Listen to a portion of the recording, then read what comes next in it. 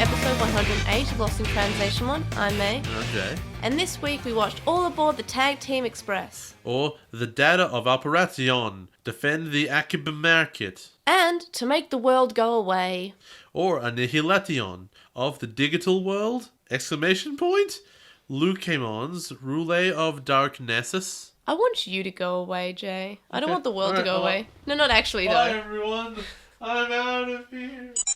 For DigiNews this week, first up, we have news of a new pop-up shop in Japan, and this is called Digimon Universe, and it has stuff from all seasons, from Adventure up until Try and Atmon. So it's got all the Goggle Kids on the poster, and it's really quite a cute little poster, and I'll just get up a picture for you. So basically it has the Goggle Kids from each of the seasons. Is Davis just represented by a gravestone? No, unfortunately. That'd be awesome. And no, it's quite a cool little thing.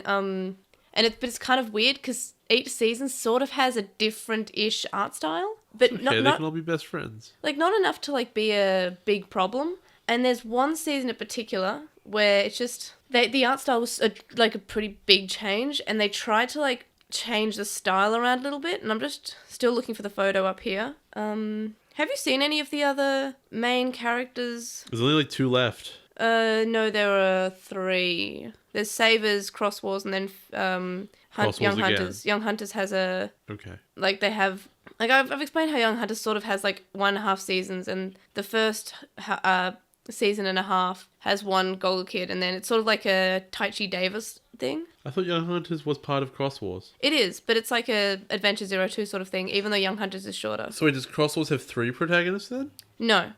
So the first 2 seasons of Cross Wars is one season, basically. Oh, then you misspoke. Okay. Yeah, it's like a weird... Because you sort said of Young one. Hunters has one and then it changes. No. Well, you mean as Cross Wars has Cross one, Wars then has Young Hunters comes Young in. Hunters changes. So here's the poster for it. All right, let's take a quick look-see at this. There's It's nice to see Haru Haru. and Tai, and Tai's in the wrong art style. Ty's also there twice. Ty's there from Adventure, and Ty's there from Try. So he is. Davis, I wish he would die, and the Staccato, he's looking happy. Gilmon looks like a weird, full-on dinosaur. There's the 2 kids I've never seen before, and There's 3 kids you've never seen before there. oh, that's right, of course. So there's Shoutmon, there's Purplemon, who I've legit never seen before. Looks like Dorumon or whatever, the dinosaur, except crap. Except not. mixed with Vmon for some reason. Yeah, he's very much like Vmon. And then there's another guy with an Agumon, which, as far as I'm aware, is the puncher from Savers. Yep, you looking forward to him? I don't know. He looks like crap. Honestly, he looks garbage, but it's hard to say. Also, the Ugumon's different. It's actually a different design. He has a different nose, and he has straps on his hands. Yeah. Also, when you put them right up against each other, Tai and the guy with Shoutmon look exactly the same. His name is... Look at them. Yeah, I know, but his name is Taiki. Really, Taiki and Taichi. Yes. They look exactly the same. Are you sure they didn't want to just use Tai in it? His friend is called Akari. Okay. Yep. Kari. Yeah. Though in the dub, Taiki was called Mikey, and Akari was called Angie. I just wondered, did they ever call Taiki Tai? Did they ever in the... No, I don't think so. That's only an English thing, I guess. So it is quite nice to see them all together. Also, No, it's not.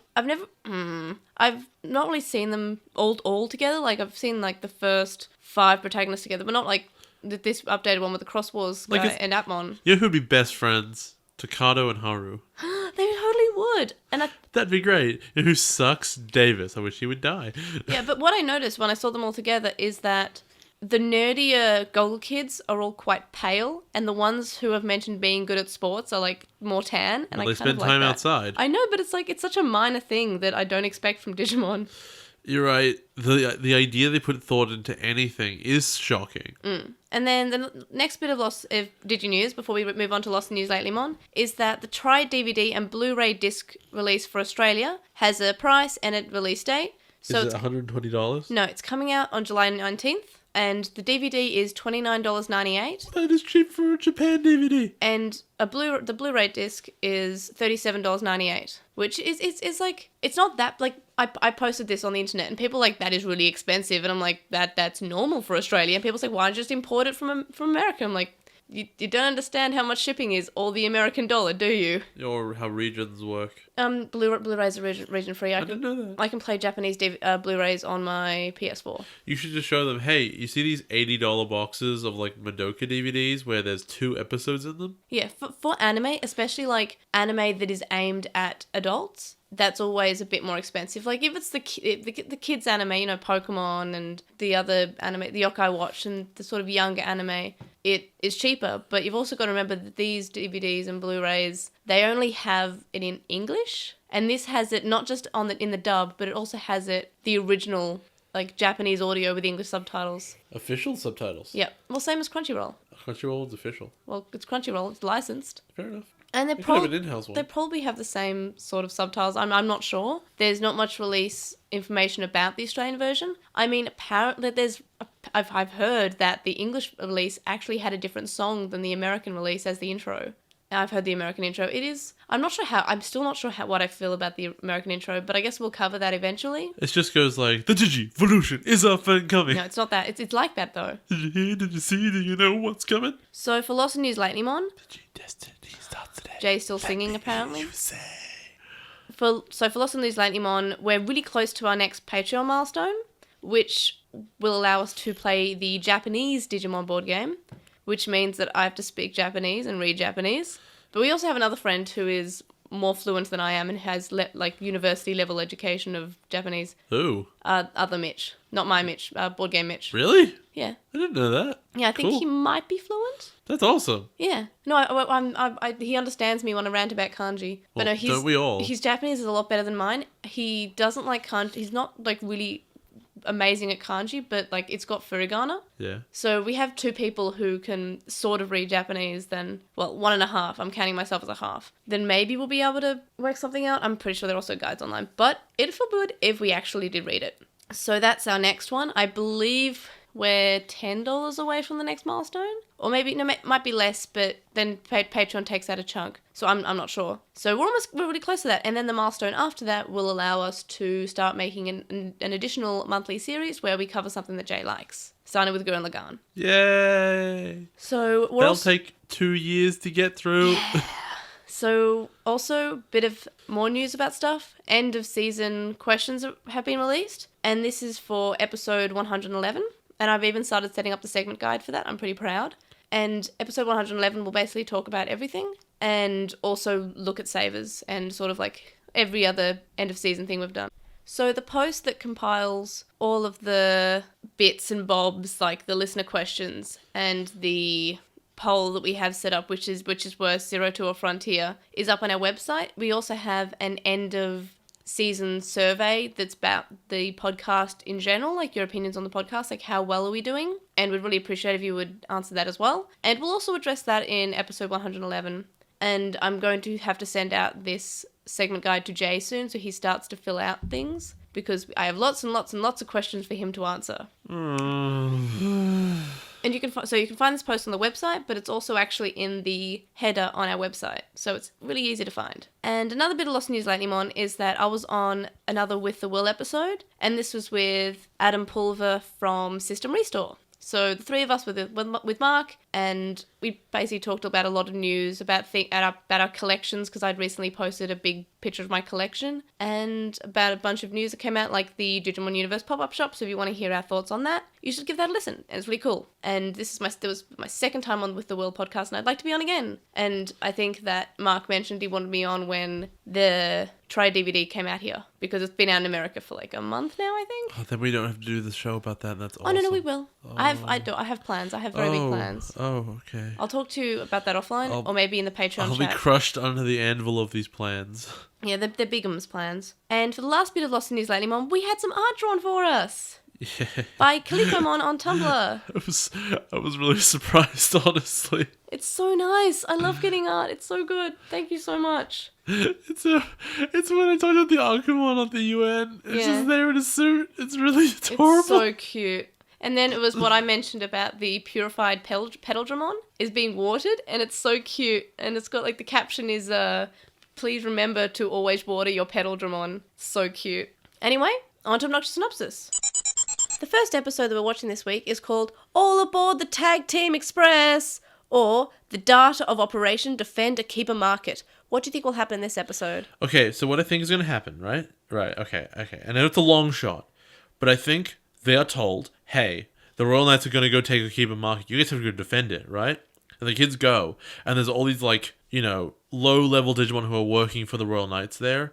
Or there might even be a strong one. There's a Digimon working for the Royal Knights, attacking the keeper market, saying, "Where's the data for a keeper market? Is it under here? Is it under here?" And then the kids say, "You should stop that. Did you know that's bad? These people need to make a livelihood."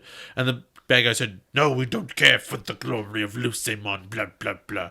And the kids beat them. And then they beat them, they go, "Great, a keeper market is safe." And then Lord Nightmon goes, "This is my data now." And then they go away. And then the kids are standing on a train platform going, "Damn it, we have to stop them next time." So you think it'll follow the same story that every other episode so far in this arc has had, of kids show up, save, like, there's a problem, they fix the problem, they save the town, the Royal Knights show up and take the data. Are you trying to imply that the writers of Frontier only have one storyline? Well, some episodes haven't been bad. Like what? The Bergamon episode. That's not in this arc. I feel like there are a few good episodes in the Evil Spirits arc. Not in this arc, no, except for the Moon episode. That's what I want to hear. Do you think anything will annoy you in this episode? Yes, if it's the same story as the last 4 episodes. I remember really liking this arc. And then you were wrong. And then I remember making a post on the With the Will thread saying something along the lines of... Oh, it's underrated. Everyone should watch it again. No, I never said that. I said, I'm actually really looking... Like, I had a spoiler tag around. I said, I'm really looking forward to Jay's thoughts on the Royal Knights arc because I really like that arc. Back when we went back to Flametown and it was so nostalgic. Yeah. Oh my god, it's so important to me, Flametown. You're that place where there is no fire, just pictures of it. And then someone replied to my post saying, yeah, that's the worst arc in Frontier. And so did everyone else. Yeah, and so did everyone, even the people who liked Frontier. And I was like, oh no, but I really like that arc. I guess I really liked Crusadermon, and that's what I'm saying. You know what the Royal Knights are? The most lame thing in all of Digimon. And the thing is, so someone was telling me about this the other day. There was the idea in game design. I think there was the Best Friend cast that was covering it, actually. And the idea that, like, a video game company and a team will make a video game and they'll say, we have a particular gimmick and that's what sets us apart and everyone's going to love it. It's going to be the best thing ever. And they use the example of, in The Evil Within, there's the crossbow, which is the main, like, weapon. Yep. And it's got a whole set of mechanics around it and it's clearly what was meant to set the game apart. But it's, like, the worst part of the game. And I feel like the Digimon team really think the Royal Knights are awesome. They really think they're like super cool. Yeah. Like, kids are falling over themselves for these Royal Knights. Oh, there's these Digimon, they're in knight armor and they all look different and have, I guess, vaguely different personalities. And they're so cool. And boy, do they suck in everything. In X Evolution, they're garbage. In this, they're garbage. In Try, they're the worst thing because they're nothing. The Royal Knights are consistently the worst thing in Digimon. And I think they might just be terrible. No, don't say that. Hopefully they're okay and Try. The coolest Royal Knight that exists is the one that isn't a Royal Knight, which is Dantemon. Not Dantemon. I'm thinking of Atmon. What's the one that oh god, what's his name? Takado's Digimon. Dukemon. He's a Royal Knight. Yeah, not really. No, he is a Royal Knight. Not really. He is. Not in that series. He's the next evolution. In that series, he's not. Well, we know that the Royal Knights do exist in Frontier, so maybe that was a Royal Knight one, but these two are the evil Royal Knights who have spread out. I don't know. They're different worlds. Like, the Royal Knights as a group suck. So you don't want to see them ever again in any other Digimon season? Pretty much. Also, I think the design of Digimon who are big in armor is really boring and lame.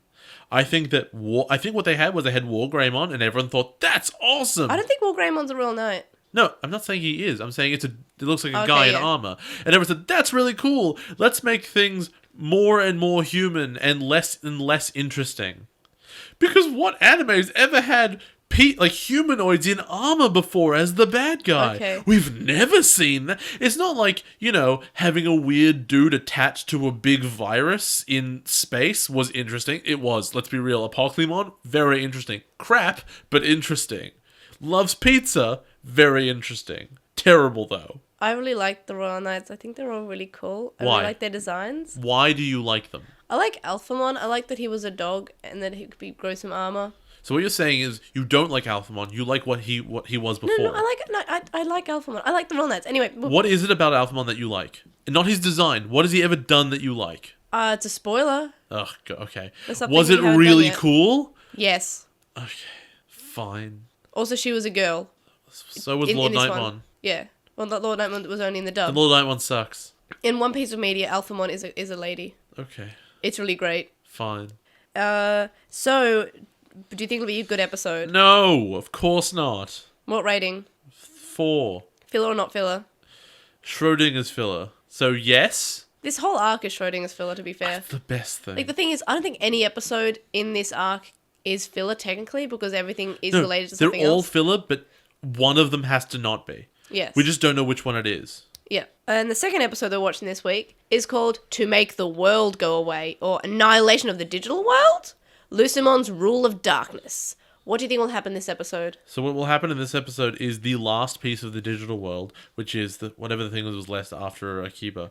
That will get taken by the Royal Knights, and all the kids will fall into that big purple bit in the middle. And then Lucimon will arise and be like, haha, I am complete again. Look at me being super evil in episode, what, 46? 46.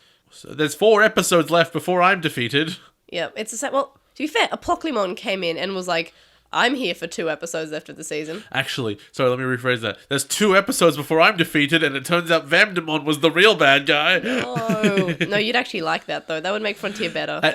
At this point, I've made a big enough deal of it that I'd be really on board. Yeah, and he's what he's done is he's jumped from universe to universe, and he's like, these kids don't even have Digimon partners, and that was the problem. I would be really on board if every season of Digimon, in crazier and crazier ways, ended up with Vamdemon being the ultimate bad guy. And he comes in to save us and like, you seem like a nice fella, and then he punches him in the face. Like, what was that for? I'm handsome. Okay. Only you think Vamdemon's hot, though, by the way. No, in the People made fun of you for that. No, look, he's meant to be because he has that woman swooning over him in Adventure. It's. That's because she had very little blood in her. I'd like to point out Malamyodismon, not. I don't know, the crotch vampire? No, that was Venom Vamdemon. Vamdemon by his own self. Like, he's fine. He's got the hair, he's got the eyes, he's got the whole Bishonen vampire look going on. You're a big weirdo. You like Twilight, I know. I liked Twilight. You probably liked Twilight. I liked it more than you did Once Upon a Time, let's be honest. That's worrying. I'm not gonna lie. Do you think anything will annoy you on this episode? I guess if we find... I don't know. I think that Lucimon's gonna be really lame. I think they're gonna be really lame. See, the problem is I should just start asking you, do you think anything will be good in this episode? No. And so I also think that what they're really trying to go for here is they're trying to be like, oh, it's history redoing itself, where like Lucimon shows up, then the 10 spirits arise to beat him. But it's gonna be really stupid because like we know there won't be 10 of them. It'll just be the 2 kids with all the spirits. That's so sad. In fact, I think that maybe at some point in the coming episodes, Takuya's gonna get all 20. Oh no, and we're just gonna kick Koji off the pedestal, like, you're not a main character anymore. The other option there is and it's not gonna happen because it was from the movie, it's not from this, where like one becomes ancient Greymon, one that becomes ancient Garurumon or whatever. That does not happen. Yeah, I didn't think The ancients do not come back. They're not real.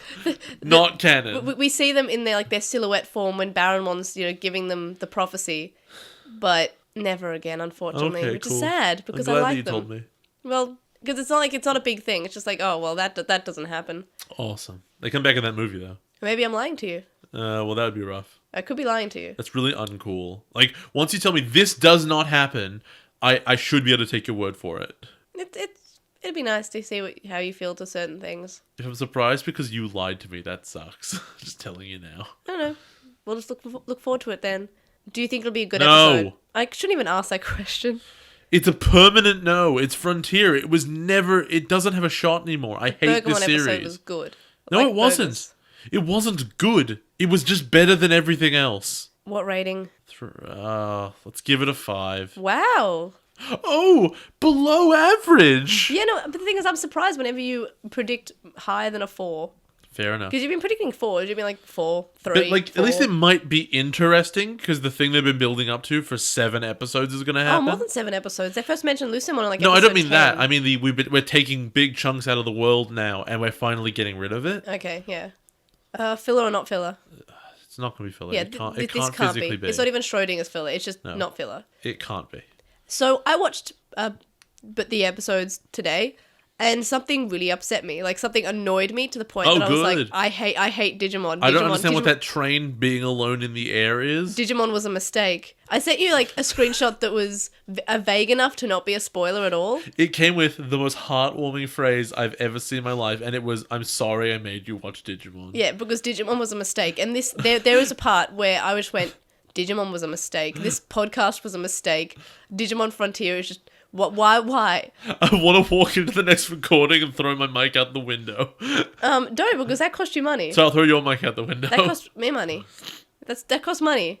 You So can get it back. what I want you to do is, when you're watching these episodes, I want you to write down every possible situation that happened that could have annoyed me, and I'll tell you Mate, which I'm going to one's be right. taking notes, and just like if I hate it, you'll know. No, but I want to know if what you predict I'm is gonna the one that... forget. I'm not gonna. You I'll always add it do to your... this. When I set up your notes, like your like skeleton, I will write this a heading for you. Fine. So you can fill it in, because I'm interested to know, and not like, because I have asked you to do this before. I said fine. Okay, cool. So I guess onto the show, and you see how mad I am when a certain thing happens. See you guys. Bye. Well, see you soon, I guess. Not even bye. See you after the Digivice noise, I guess. Episode 45 starts off with Sepikmon looking at the Royal Knights with his boomerang, but in the dub, Sepikmon's talking during this time and narrating what's happening and explaining that he's using his boomerang to see, instead of it being silenced in the original. And then we have more added dialogue when the boomerang approaches the Royal Knights. The Royal Knights are speaking and they're scheming, instead of, in the original, being silent. And I'm noticing that in this arc, definitely, they've started to go back to almost like the old adventure ways of there being silence and putting basically everything in possible. And earlier in the season, there wasn't that much of it compared. Like, there was a few, like, small bits of dialogue here and there that were just added in. But I'm just noting in this arc, it's constant. Like, they'll have, like, 5 minutes of silence in the original, and then they'll just fill it with dialogue. And it happens a few times in these episodes. It helps that Lord Nightmon doesn't have a mouth. And Dynasmon doesn't actually open his mouth when he talks all that much. Or like the Airdramon in the next episode. No, this episode. This episode, yes. They do talk, but their mouths don't move. Yeah, so a lot of Digimon do have mouths, but they don't talk through their mouth. Like, Arbamon was the same. Like, we saw Arbamon open up his mouth when he was eating the noodles, and we see Dynasmon's mouth opens up when he does the Breath of Wyvern attack. But most of the time he's not using his mouth that much, and it almost looks like an animation error whenever we have a character with a mouth who speaks, but speaks like through their head or something. You mean like Koji? Oh yeah, that one time when he was being telepathic. But Yeah. it's just sometimes it's psychic. You'd think the bad guys would know that there was a boomerang behind them, watching them. Speaking of which, since when could the voodoo guy do this? He can't look through his boomerang. The boomerang helps you see stuff because he hits you in the head and you see stars. Well, at least in the dub, they explain what's happening. In the original, they just kind of make the viewer assume that they know what's going on, or they can at least believe what's going on. They do that a few times in this episode, actually. Specifically at the end. It seems like the English ones went, or the dub writers went, this stuff doesn't really make a lot of sense, but we can probably throw in some vague explanations here, so at least it kind of flows together, which is probably the first time they've ever done that constructively. So the kids are all there at this Akiba market, and Nanomon's there too, and it's the same one from the Tomoki Evolves to Blizzamon episode. And they're looking at what the world looks like. I'm not sure how they get this vision. I'm just going to assume that the boomerang went into space. Because it's this weird satellite TV they have that just happens to be able to look at it. And I don't think they explain it. It just happens to be observing from space. Okay. But it can't be the boomerang because it's near the cloud level. Yes. But you want to know what would have fixed this part to make it almost make sense? And to make something in the next episode make sense? They could have said, recently we've been building a rail line like to the moon, so we placed all these satellite cameras on the way. I don't think if the kids said we were building a railroad to the moon, it would have made any more sense than it does. Because you would ask questions like, when did you have time to do that? No, the Digimon, and connected to where? Dude, not the kids, the Digimon. Like if they're saying, there's been a rail line in development from here from Animon's castle or whatever to the moon, and even though that completely makes the previous episode where they went to the moon a complete lie, I guess there's also a castle there now too. And yeah, it would have at least fixed the randomness of when did they do this and in the next episode. And I guess we'll get to it then, but I feel like it would have made a bit more sense. Also, they don't actually say where the satellite's from. Maybe it's the place where the Starmon live. You know what I don't know. You know what would have been really funny? What? We heard you guys were on the moon, so we started making a train tracks up there to come get you, but you made it down yourself, so we just continued making it. Yeah. Also, they heard that there was now a castle there, and they kind of wanted to see what that was about. They're not sure how the castle got there, but it got there. Up on the moon, yeah. So Takuya says that they worked out that the Royal Knights would go to the ice place. Yes. In the Japanese, they do not tell you how they work that out. No, they say that the other area is Ophanemon's castle, and nobody knows where the data is. And that was in the original. I don't think I got that in the English. No. Okay. Fair enough, I guess. I Yeah. really thought there was no... Because he just said that we worked it out. Maybe it was a couple sentences. No, later. he says, because Ophanemon's data is, like, castle has the last bit of data and no one knows where that is. But with this data, everyone knows where it is, so they're going to go to the easiest one first.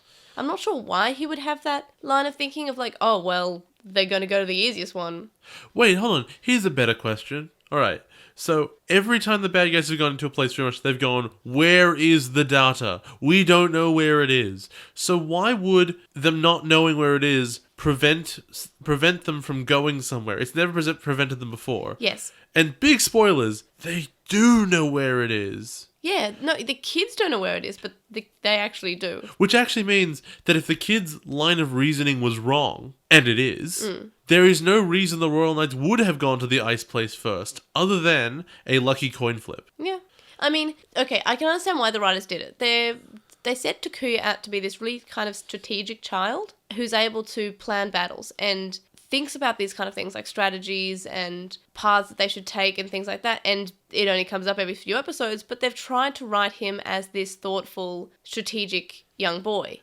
However, it doesn't make sense why he would think this, but they try to make you believe that he does. The problem with that is that to make the strategic, intelligent character in an anime, the audience has to go, wow, that was really clever. I would never have thought of that. If L from Death Note, who is meant to be one of the most intelligent people in the world, ever did something that made you go, that's really stupid. Who would be that dumb? Right? Or, wow, he got completely outsmarted. And not in like an intelligent way, just in a, he really didn't think this through kind of way. You instantly lose faith in that character because the whole purpose of them is undermined. And that happens here when you think about it. And you don't know that yet, right? This is, every week we say this.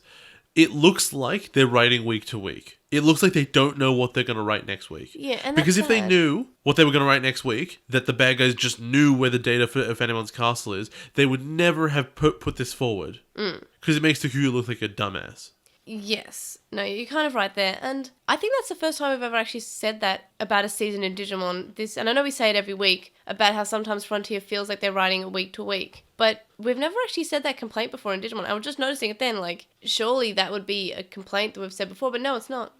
The best one would be if there were like 2 more episodes between the ice one and the Ophanemon's castle, and it was like, and so in this one they go, there's 2 places left, and then in the next episode they go, we found another place, because like they needed filler. Yeah. So they've invented places. That would be the most obvious. Yeah. They don't do that, but it would be really funny.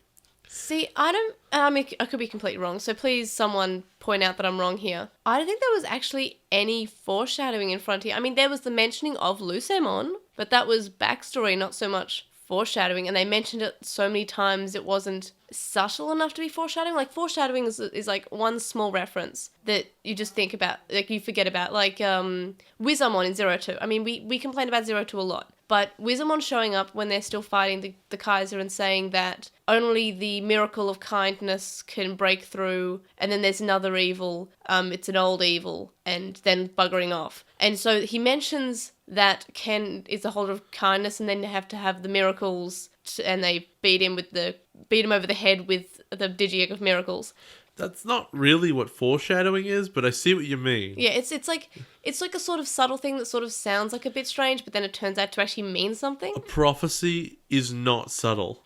I mean, it can be hard to understand, but it's not subtle. It's the same thing as a giant Rubik's Cube. Just because you can't solve it doesn't mean it's subtle. I know, but that was like the first thing that comes to mind when I really think about it. And No, but foreshadowing is yeah, somebody, like, okay, there have been lots of break-ins in the neighborhood, right? yeah. So the main character buys a gun and sets it on their mantle. That gun will be important later in the story. Yeah, but that's Chekhov's gun. That's another trope. That's what foreshadowing yeah, is. yeah.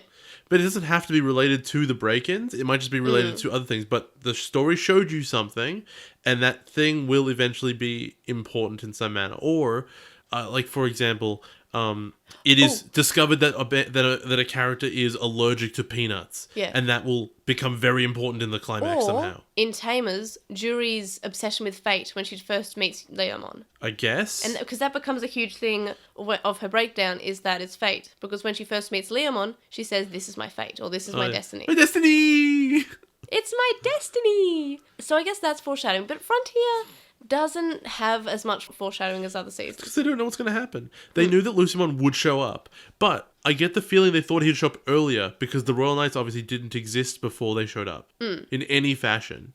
And then one character acting like they knew who the Royal Knights were does not constitute, like, foreshadowing of any kind. Yeah, no one's mentioned the Royal Knights. When we saw Dukemon didn't mention the Royal Knights. Dukemon should mention the Royal Knights. Dukemon is a Royal Knight.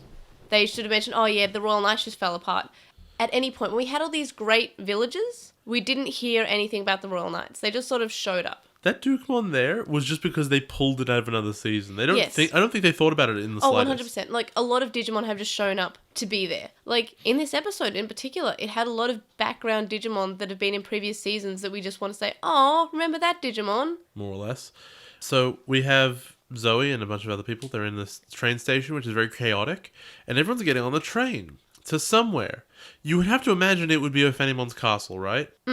Just a bit before that. Well, that's the only other area. But a bit before that, you're missing out on the part where Sepikmon is calling everyone a friend. And that's actually a really nice callback to when we first met him and he was going to kill Bokumon and Nemon. And then Bokumon and Nemon said, what about friends? And like, oh yeah, friends. And now he's obsessed with it. Wasn't it the second time we saw him? Because the first time was when he was a gypsy. I think there might be different Sepikmons. Okay. Because that wasn't here. That was outside the Burning Greymon temple thing. Yeah. But that wasn't in Arkiva Market. No, that wasn't. Yeah. No, it was. Yeah, it was in the one. Yeah, it was the temple one. Yeah, the temple Which one. was not in Snowland. So I think there might be different Sepikmons. But wasn't that one in a forest? Yeah. But this is Snowland. Yeah. There's no forest here. He moved a lot. I mean, It could just be a totally different one. You don't know. Well, he's referencing the friend thing enough, so I think it might be the same one. What? He said the word friend? That's not a reference. No, but it's so aggressive. It is a reference to that Sepikmon. It's the same Sepikmon. But we've seen multiple. Okay, sure. I'm not sure that was worth talking about. No, I just found it really cute. And then in the dub, he says he's doing a Smarty Pants dance. Oh, that's right. Smarty Pants dance. Smarty Pants, Smarty Pants, Smarty Pants. And everyone's just looking annoying. at him like, can you stop? Takuya says it doesn't deserve a dance, which isn't very nice. So then, then we see the other kids putting Digimon onto a train to, I guess, Ophanimon's castle, because that's the only place they could go. Unless they're going to the moon. Zoe describes it as somewhere safe, which is disingenuous. Which, I don't know if you noticed this, but when we do see next episode, there are like no other Digimon there. They died on the way. Yeah? You think so? Maybe. Because, like, it's big open fields with no one in it, and then a castle that's empty. Look, it's the same sort of thing as the eggs going off to the distance. Or What are they doing?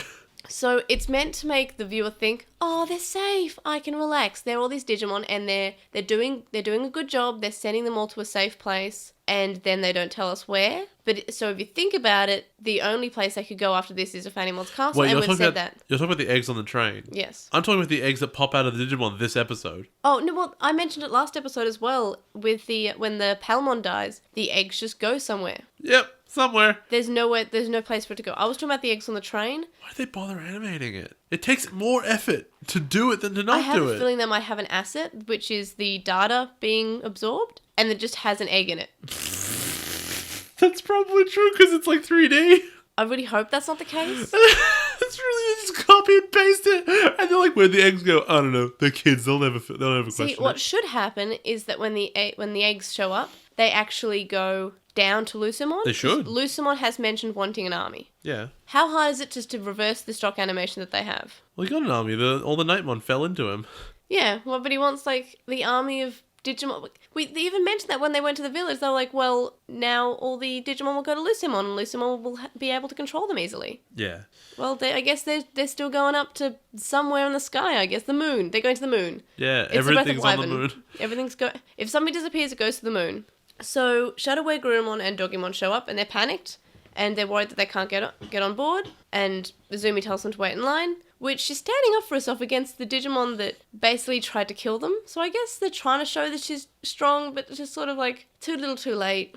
Yeah, and also, like, they lost in that race. Don't they know? Yeah. Don't they know? But there's no, like, these characters, I know the 2Kmon do later on, but these characters don't actually reference, hey, you're the kids who beat us in the race. Why would they? They're embarrassed. I guess. So then instead of silence, Namon is singing about the wheels on the train. This is fun! We should have a sing-along! Who knows wheels on the train? The wheels on the train go round! Namon, you are really not helping. Round and round! Looking good there, JP! Round and round!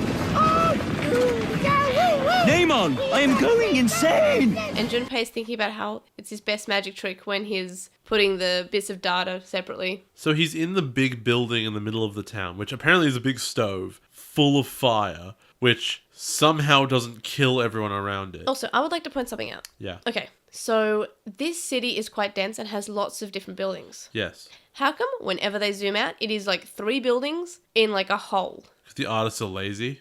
It looks so strange. We see like this very populated, very dense, basically city of buildings when Junpei is in this little hut. But when we zoom out, it's like a chimney and like 3 huts. Because there are 3 different scales of this, and it's about how much the artist can bother, and the answer is not always much.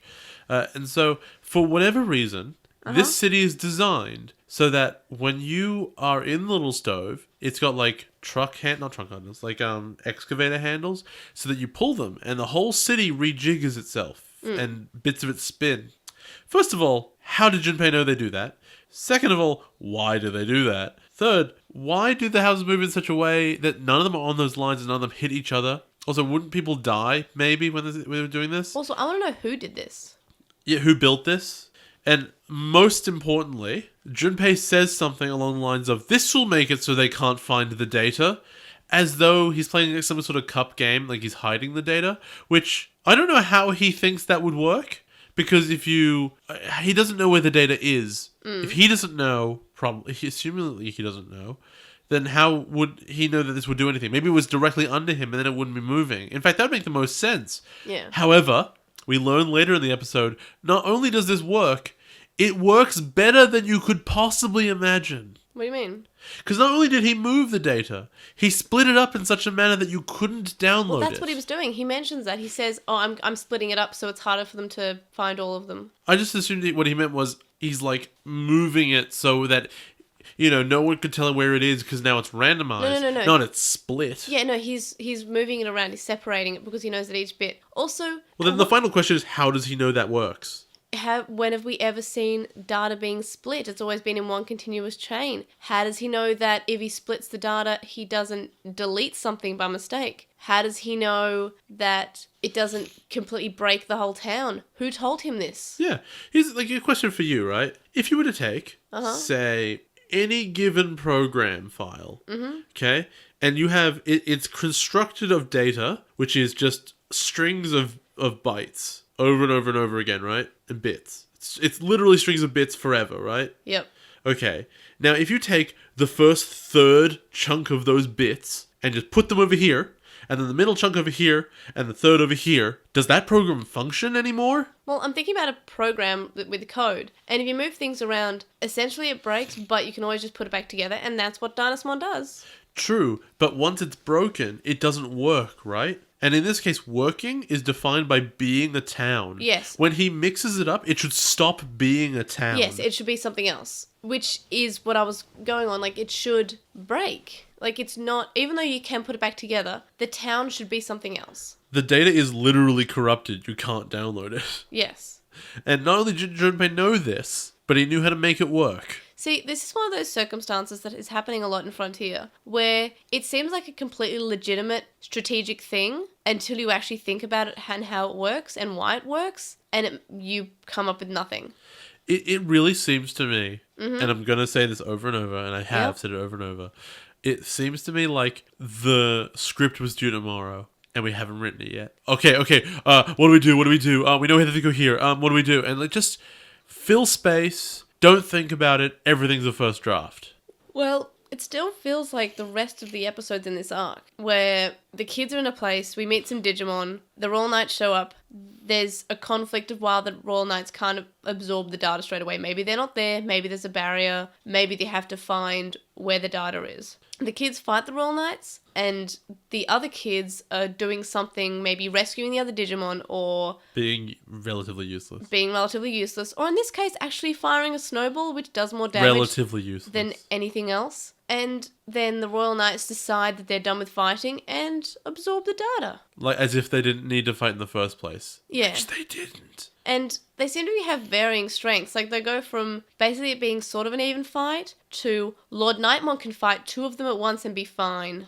They explain that in the next episode. Yeah, but they don't explain why she went from being weak against them to then when she was fighting two of them to being strong against them. Because she was fighting two Digimon and she was holding them off true. while Dynasmon was putting together the data. Well, just stop thinking about it, you know? Yeah, and that's the problem. Like, if I wasn't analysing Frontier right now, I would be enjoying it, probably. Really? Well, I wouldn't have to watch it twice. That's true, but really? Yes, I think I would be enjoying this. Oh, this show's garbage. Because I remember when I first watched this, I was watching the dub and I was enjoying it. I mean, I was 14 at the time when I first watched this. But I feel like if I was watching it, I would enjoy it. But because I actually have to think about what's happening, and I take notes so I remember what's happened, and I just notice small little plot things, it's now at the point where it's just, there's so much wrong. There's so much wrong here. And that's sad, because I should be enjoying this. No, you shouldn't. It's terrible. I mean, I'm still enjoying it. Why? But I feel like I'd be enjoying it more if I wasn't trying to analyse things. I maintain that a show should get better the more you think about it. Yes. Because you should be able to go, oh, that was really clever. No, that was, oh my God. And just like layers and layers of that was really clever. Like, to some extent, Lane, especially episode 3, was a little bit like that. It was sort of like, oh, okay, that happened. But then when we talked about it, I think we both enjoyed it more. Maybe. It is definitely a show that does not fall apart when you think about it. But it's a show that... You have to put the pieces together first. But it's a show that when you think about it, the one thing you start to wonder is what was necessary and what part was there just to be weird. Yeah, but I still have faith in Lane. I don't have faith in Frontier. My dad was complaining about Twin Peaks, the new season, which is so weird.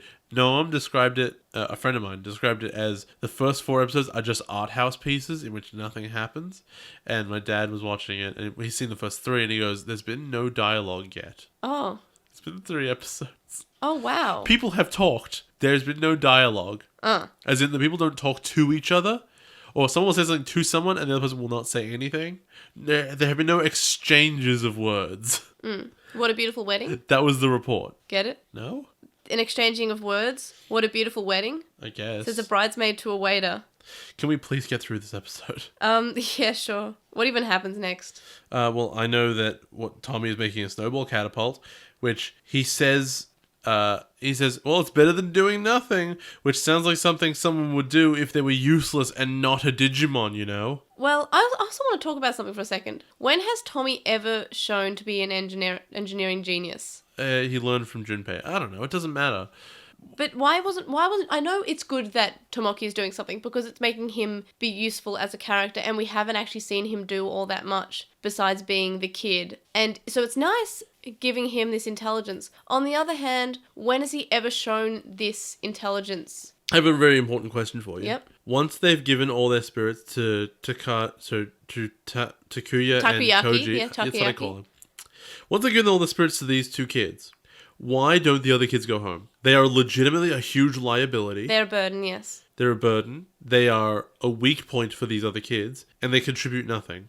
I never actually thought of that. They should have gone home with the bullies, essentially. Yeah, they should have, because, I mean, yes, in the one episode where they all used their own spirits, for whatever reason, they did much better, but then they still lost.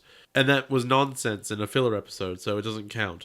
So, in every other fight, you've had these 2 kids evolving. In the last few episodes especially, yes. So, the kids who can't do anything, just go home. I feel that's because that would have upset people if they did that, because they still need to pander to the demographics of the young kid, the intelligent, slightly nerdy dude, and the girl. I get why a show writer would so why if a showrunner wouldn't do it, but in world, which is what we're always talking about, because shows should be internally consistent and make sense, because that's how you get past suspension of disbelief.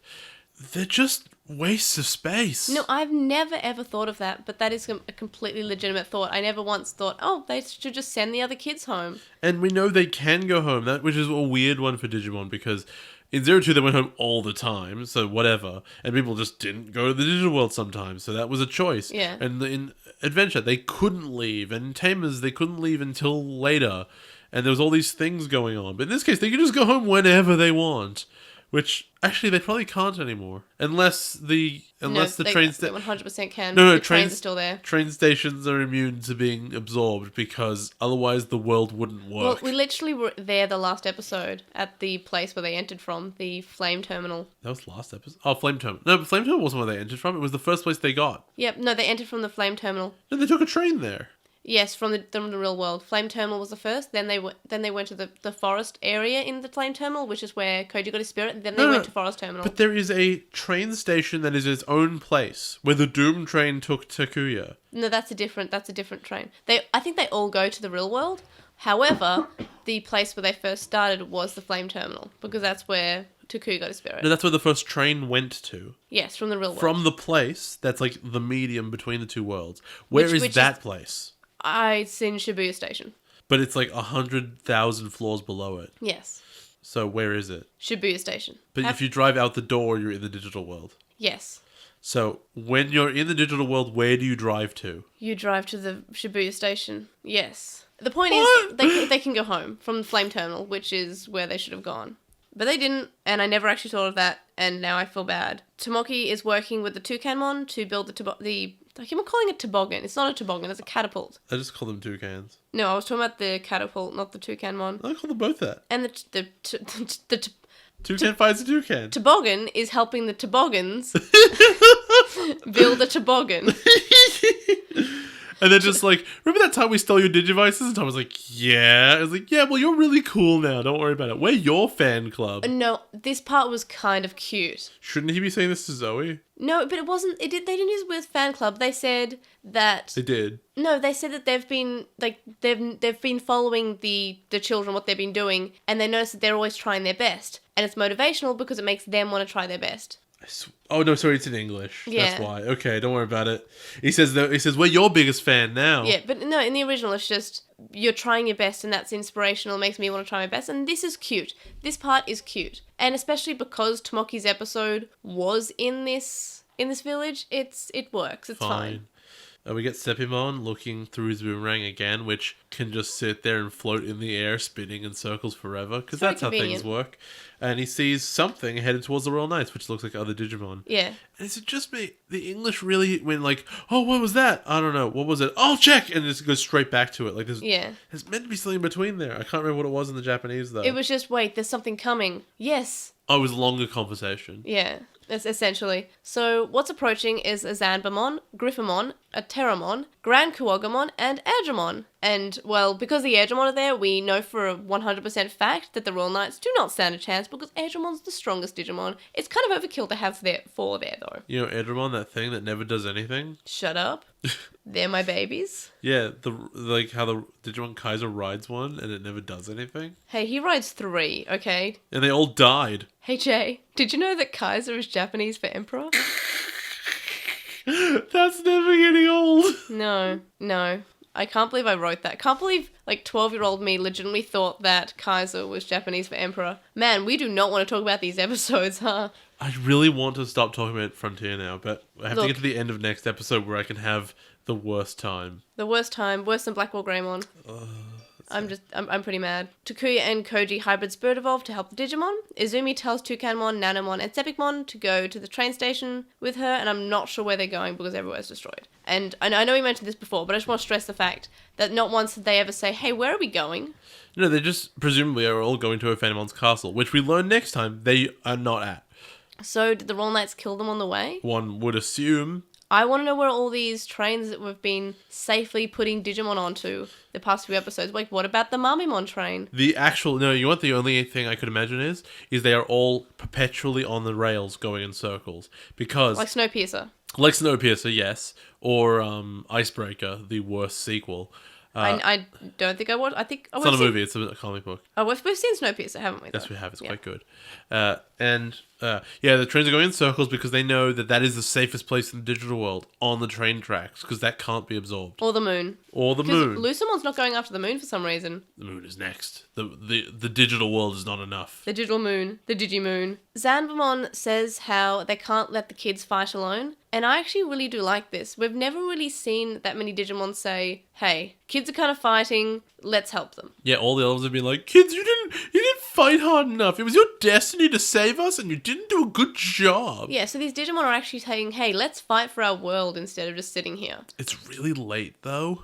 So Lord Nightmon says, hey, is this a joke? Because if it's a joke, your sense of humor needs work. I'm like, wow, the Sassmon over here. Pretty strong. So I think it's Zamon who attacks alone and gets like wrecked, and Yeah. then all the other Digimon are like, "Oh no, we should help," and they all attack at once. Yeah, and Dynasmon breaks Zambamon's sword, or makes Zambamon break his sword, basically. Yeah, I didn't really focus on these fights because I don't care. It was just very fight. So Terramon, Griffamon, and Grand Kuwagamon are fighting Lord Nightmon and lose. Terramon and Griffamon get turned to Digi-Eggs. Lord Nightmon tells Grand Kuwagamon to be honoured that he's going to die by his hand. Some Edgemon are left. Dynasmon kills them quite easily, which is, that they must have just been letting him win because, they're obviously evil. They must be. Because otherwise, why would they let him win, right? And so then I think Takuya and Koji finally show up. No, before that.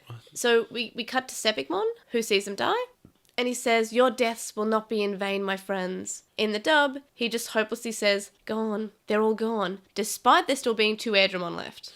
Well, I mean, you did say they were evil and betrayed everyone, so I guess they don't count Yeah, as they part don't of count. the main group anymore. Or they're so crap that they don't merit a mention. It's the former. So now Takuya and Koji decide to show up instead of, showing up maybe a few minutes earlier and saving the other Digimon, but who cares? Well, they did try to get there they tried to get there as soon as they could.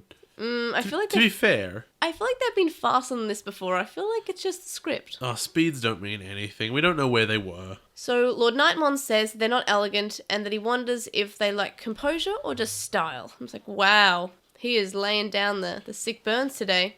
In the dub, he says, finally a worthy foe. This has been quite boring. Which is kind of weird because it's like, when have you ever said that the kids are a worthy foe? You've always said, why do you even try? Well, we're just going to beat you. Beginning of the next episode, he's going to say that. Yes, but it's strange that it just sort of comes out of nowhere. Like, he's been so confident and still won, and then continued to win. I just feel like the script decided to pair up the kids now. There is a very, very, very generous interpretation where next episode, when they say, oh my god, you guys get stronger every fight, is that a human thing that happens? You could say that they've been doing better and better every time as a result of that. They really haven't. I know that. I'm aware of that.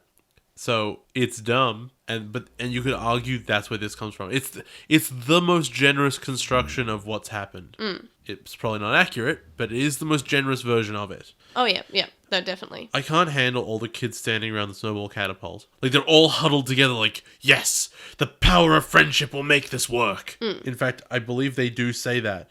Zoe says, with all of us working together, this has to work. Yeah, even though it's like a 1-person job. Oh, no, it's a 2-person job. Zoe's just kind of standing there to be the cheer squad, I A guess. snowball catapult is not going to work because you're friends. To be fair, it actually does quite a bit of damage to Lord Nightmon. Oh, it does the same amount of damage as all, like, the... Oh, no, they weren't babies, were they? The balls? Mamimon? Yeah, Yeah. the Mamimon. To be fair, they're perfect. But anyway, so when Takuya and Koji show up in the dub, Takuya talks a lot more after he shows up and is quite threatening. And he's kind of like trying to smack talk the Royal Knights, despite having lost every time he's ever fought against them. I'm gonna punch you in the face again. It's like, cool, I'll break your spine again. Oh, okay. So we get like this kind of dramatic scene of all the kids huddled around the catapult.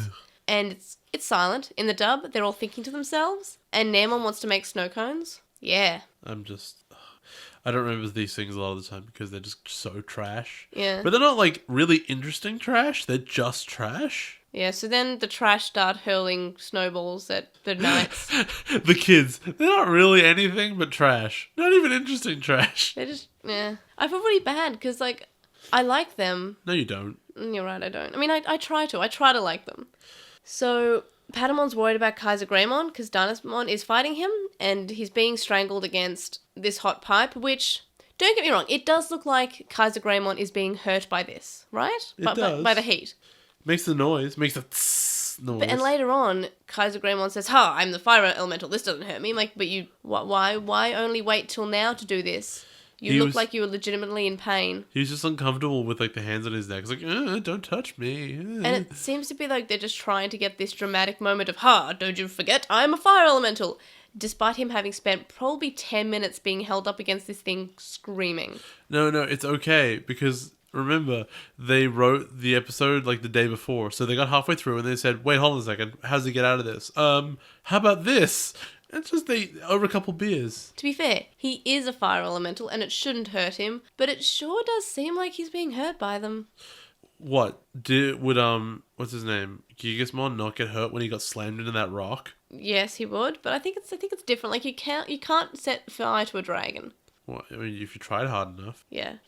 So yeah, Dynasmon is clearly just winning, and the kids fling a snowball at him, which we know is good enough to hurt Lord Nightmon, but it's not good enough to get through some heat. Yeah. So, that works out. So, in the dub, Deku also mentions enjoying the heat. And then when Dynasmon falls to the ground, because he got burned. It's your favourite thing. He says don't forget to stop, drop, and roll. Yeah, you paid attention in class. Try not to cry. Begin to cry. Cry a lot. Yeah, so I made a meme that's a reference to that comic, which was lie on the ground, try not to cry a lot. It's on our Facebook. Go see it. It's great. I'll link it on the show notes. I mean, it's also on our Twitter and our Tumblr. And when I first made these screenshots, I posted them in our Patreon Slack, and Sam Krieger from the Moncast immediately made emojis with the Dynasmon face. So the worst thing happens now, which is exactly what I was talking about before, of Lord Nightmon goes and tries to kill the other kids who are totally defenseless. Uh-huh. And Garurumon has to throw himself in the way for them to not die.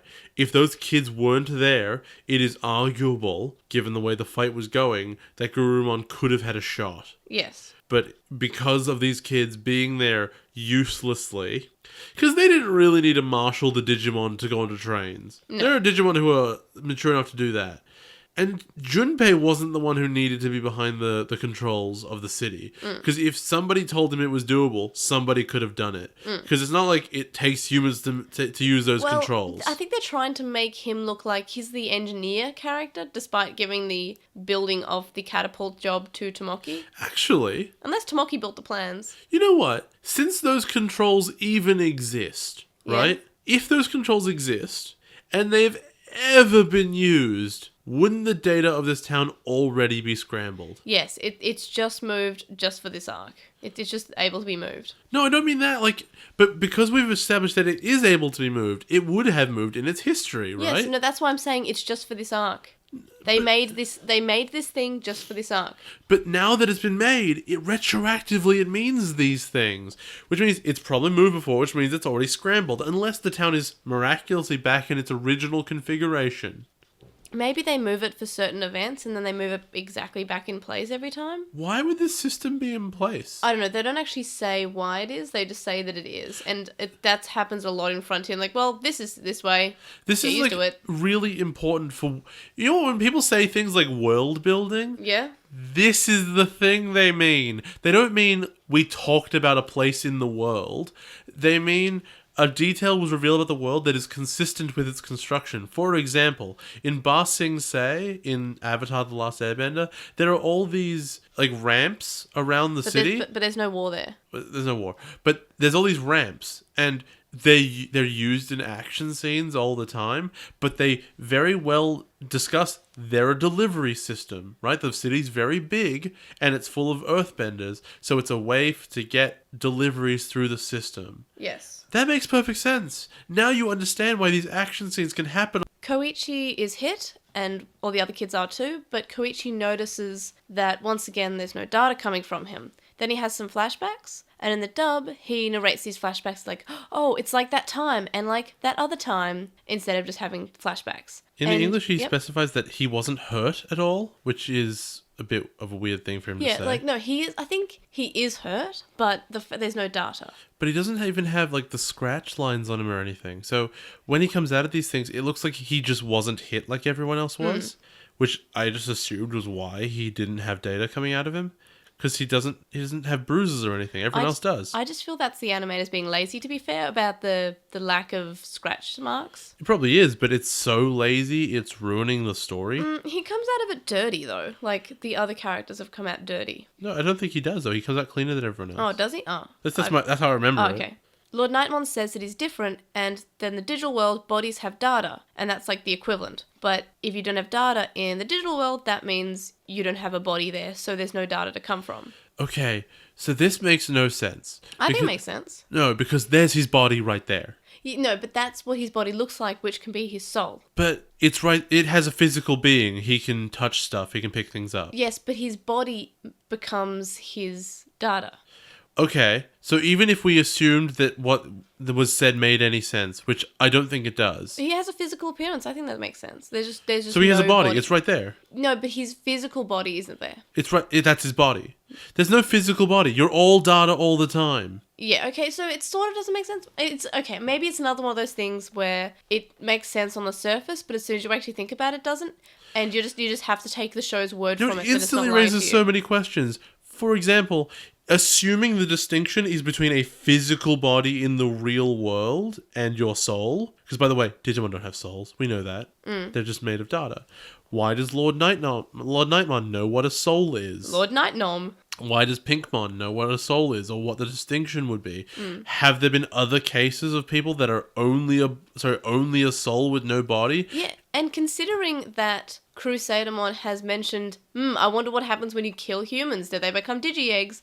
And I know that was only in the dub, but Crusadermon has shown interest and curiosity to what happens to humans. So how would he have this information about what happens to real-world bodies when they go to the digital world and they become data? Where did he get this information? Also, and the primary question is, isn't it much better to be a soul with no body than a body with no soul? It's better to be the soul and to know I am who I am, but I might not have the physical container that I'm meant to. That means he can't die, basically, right? You probably. I mean, you can't have your data scanned because there's no data. Rather than having a body and knowing my soul is not there, the primary core of my being is not present. I'm thinking that what this is trying to address is that Koichi died when he fell down the stairs. Is that what you think? Well, it's the only thing that makes any sense. And then somehow his soul fell through the station and went to the digital world. That's the only thing that I could imagine it being right now, unless they pull something right out of their ass. But they're probably gonna. And how do you feel like about the idea of them killing a chosen child? That is the stupidest thing I've ever heard. Well, it's fine to kill a chosen child. Oh, no. Okay, yes. If the question is A to B, do you think killing a chosen child is interesting? Yes, of course I do. Do you think a child who is in the real world, who falls down a set of stairs, and then his ghost goes to the digital world, and is, for all intents and purposes, treated as though it is real until the writers figure out it's a ghost? Do you think that makes sense and is cool? No. Jay, you know what this means? What? They killed Leomon again. If that's the case. But the way you say it makes it sound like I'm correct. I don't know. So Magna Garurumon gets upset with Lord Nightmon saying this, even though he has a point, and he starts fighting him, and Lord Nightmon says that he's impressed with Magna Garurumon. Then Darnasmon, who is being pummeled by Kaiser Greymon, calls for help, which makes no sense. Because everyone's clearly winning. No, it makes no sense because why is Kaiser Greymon winning against Darnasmon suddenly? I know. I said it's clearly winning, which is unto itself an odd thing to happen. Yes, it is like very sort of like they have this sudden strength, which seems too much of a jump. If it was gradual strength through all the battles, but I feel like they've been consistently losing at the same pace against the Royal Knights. No, because he touched a big fire thing, so he's powerful now. Which, if he knew he could do that before, you'd think but before any big fight, he'd set a nice big bonfire. Remember that time, which was one of the first times that the spirits beat the evil spirits, when they decided to make Storm happen? they either summoned or had a convenience storm. Do you remember how that never came back ever? Yep, it was actually an interesting thing that happened, and it was, quite strategic and quite nice to look at, and they never did Not it if again. you think about it. Yeah, they never expanded on it. They never did it again. They just decided. And this is the problem with Frontier. It has a lot of ideas, but it uses them once. And it only shows them once to show that hey, we had this great idea. How cool is it? But they didn't take any time to explain about that idea or have it appear again because they have other ideas to use. But the other problem is that none of those were actually great ideas. They were okay ideas at best and terrible ideas at worst. Yes, because they didn't have time to make them better than okay ideas, right? I guess. So LostinTranslationmon shows up and Dynasmon smashes the ground and goes, well, I found the data. And they reused this animation quite a few times of him smashing the ground. It's the same as Hard Rock with Gotsumon. Angry rock. There we are. And so he smashes the ground, he sees it, and then he smashes the ground, and he goes, hold on, I can't download this. Oh, it's in multiple pieces or something. Somehow Junpei knew this would work. And then LostinTranslationmon is fighting, and I just don't care, and it's a fight scene, and Dynasmon just, physically slots the pieces of the data together with his hands. Yeah, and then Lord Nightmon, who we've seen take the data, and basically every episode takes the data again. I believe it is, in the Japanese, it is just done. He just starts moving it together. Yeah. But in the English, he specifies, all right, here's another one, and just one more, and now I'm done. Because it didn't really seem to make any sense to me that, Dynasmon is in the middle of putting it all together, and you would imagine they're spread all over the city, but he's only in a small area. So he's in the process of putting them all together, and Greymon goes, no, I will stop you, do big attack. And not only does the big attack blast the Royal Knights off into the distance, it blasts the data with them. Yep, it helps them. And it's all put together now. So in Japanese, without the explanation there, it's really confusing as to what's actually happened. Yes. And so, that ends, and you mentioned earlier, it's the same plot as we've had for the last 5 episodes. The kids show up at a place, they try to defend it for the Royal Knights, and they are initially successful, and then the Royal Knights just take the data anyway. Mm-hmm. And then the kids lose.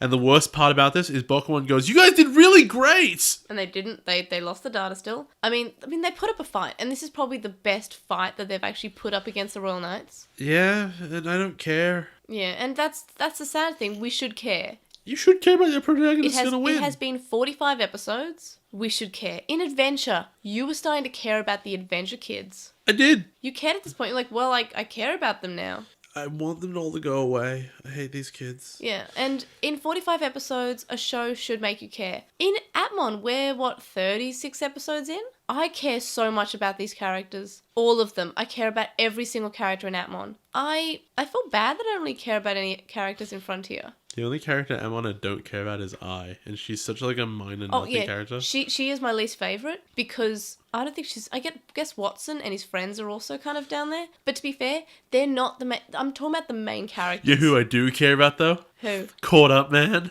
Oh, I love Caught Up. No. What about? No. No. What about what's the something Catcher J? Oh yeah, Unknown Catcher or whatever. Yeah. He's my favorite. Yeah. It's me! He's never coming back. I hope he does. I hope he comes back in the last episode easily and points the best part of that episode. Points at Gatchmon and says, I knew it. I found you once more. Yeah, I think that'd be funny. Oh, so glad to talk about anything but Frontier. Yeah, and that's the problem. Like, we've been talking about Frontier and we just start talking about other things. Can we wipe our hands of episode 45 now? Okay, what do you think of this episode as someone who's crap. like Digimon? It's crap. Yeah. I thought it was okay. Like, as for my rating, I think I gave it a 6. I'm giving everything 6. That's generous. Because at the end of the day, I'm not bored. Right? I'm not too bored. I don't want to watch it again. I have to watch it again, and that's sad. If I'm not okay with watching it a second time, it would have been a 7, but I'm not. I have not been okay with watching it a second time this season. The only reason I'm not bored is because stuff's happening that's so wacky and so stupid that the episode's really bad, but I'm watching it. But not in The Room, it's so bad it becomes great. Yeah. Just in this is incompetent. And there's a problem with this episode, is that it feels very rushed. Like, not just in general, they sort of look like they've pulled ideas out of nowhere, but the whole, process of the episode seems like there's so much in there in such a short amount of time. And I guess that's better than nothing happening and them just filling the episode with nothing. There were a few things they could have taken out, but I feel like there was a lot of different things in this episode that they could have easily just, I don't know, skimmed over or something. I don't know, it just...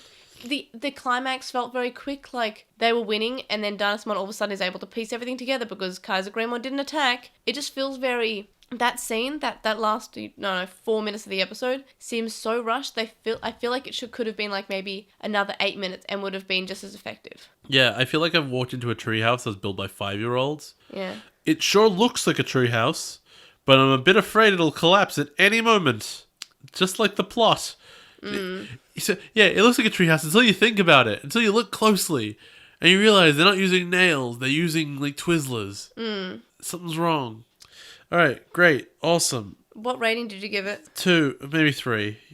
3, okay. Next one's a 2. I think the next one is arguably better, but I guess we'll No, get it's to that. not. How did this episode compare to your prediction notes in Obnoxious It's Synopsis? exactly what I said it was. Because it's exactly the same as all the other episodes. I know that without looking. Yeah. Because I just said they'll show up at a place, they'll defend it, and then they won't defend it. That's it. Yeah, you're not wrong. What was the major difference? Because I cannot actually think of that many major For me, differences. it was Dynasmon being... It was specifically the last line, which he says, and that's the last one! Because at least it told you where his progress was. Because in the Japanese, he was connecting them, but you didn't know he'd done it. Oh, okay, I've got my main difference. It's when Sepicmon is looking through his boomerang at the Digimon have just fought, and they've died, and he says, you fought well, your deaths will not be in vain. So it's kind of like hopeful in a way. It's like saying, okay, we'll win in the end, you held up a good fight, and we're going to make sure that you didn't die for nothing, because we're still going to save the world. In the dub, it's just like, they're gone, they're all dead, they're all gone. It's just so helpless and full of such despair. I guess. I don't pay attention to Sepigmon, though, because he's trash. Yeah, but that was the main difference that I noticed. Like, he was slightly more obnoxious in the dub, but that's everyone. Episode 46 starts off in the dub with Bokumon narrating, and he says something that kind of like just weirded me out. He says, oh, and we met friends and foe there, panning to Dogimon and WeGarurumon, who were in the episode for about 20 seconds, and who did not pose any threat, so I'm not sure if they even are a foe at all. Once upon a time. Yeah, but I don't feel like it's enough to mention that in the intro. I mean, it sounds good. Who cares? I know, it annoyed me, Who okay? cares what they say in the intro? They pull stuff out of their butt anyway. So when the kids are arriving in the dub, Naomon mentions feeling woozy and Bokumon feels ill. Not sure why, not sure how, but okay. And the Royal Knights haven't arrived yet somehow. Yeah, how did they get there first? The Royal Knights can fly. Well, I guess you can argue that it's because they're having a discussion with LostinTranslationmon. And the Royal Knights have a head start. Yep, they kind of just flew off. But I guess they didn't want to get there first and just win? You know, bad guys not wanting to win. Yeah, it's another situation that's very in the script. In the dub, JP says, maybe we lost them, which is strange, because that almost implies some form of chase. There's no form of chase. And no one was chasing them. It also implies there's anywhere else for the Royal Knights to go. Yeah, it's like, well, they're going to go... Yeah, it's almost like you're not expecting them to be there. Like, of course you're going in the same direction. Last episode you made a point to say this is where they're going next. You would think that Takuya would be like, I'm so smart, I'm the best strategist. Now that we've lost everywhere, we know they're gonna be here now. Yeah. We see that the Royal Knights are talking to Lucimon, and Lord Nightmon says that the kids have become stronger, and they may have to risk their lives in the struggle for the last area. And I'm honestly not sure why he says that. Yes, last episode they kind of were putting up more of a fight, but they still won. It wasn't like their lives were ever in danger. One of their data didn't ever show up. They almost killed the other children.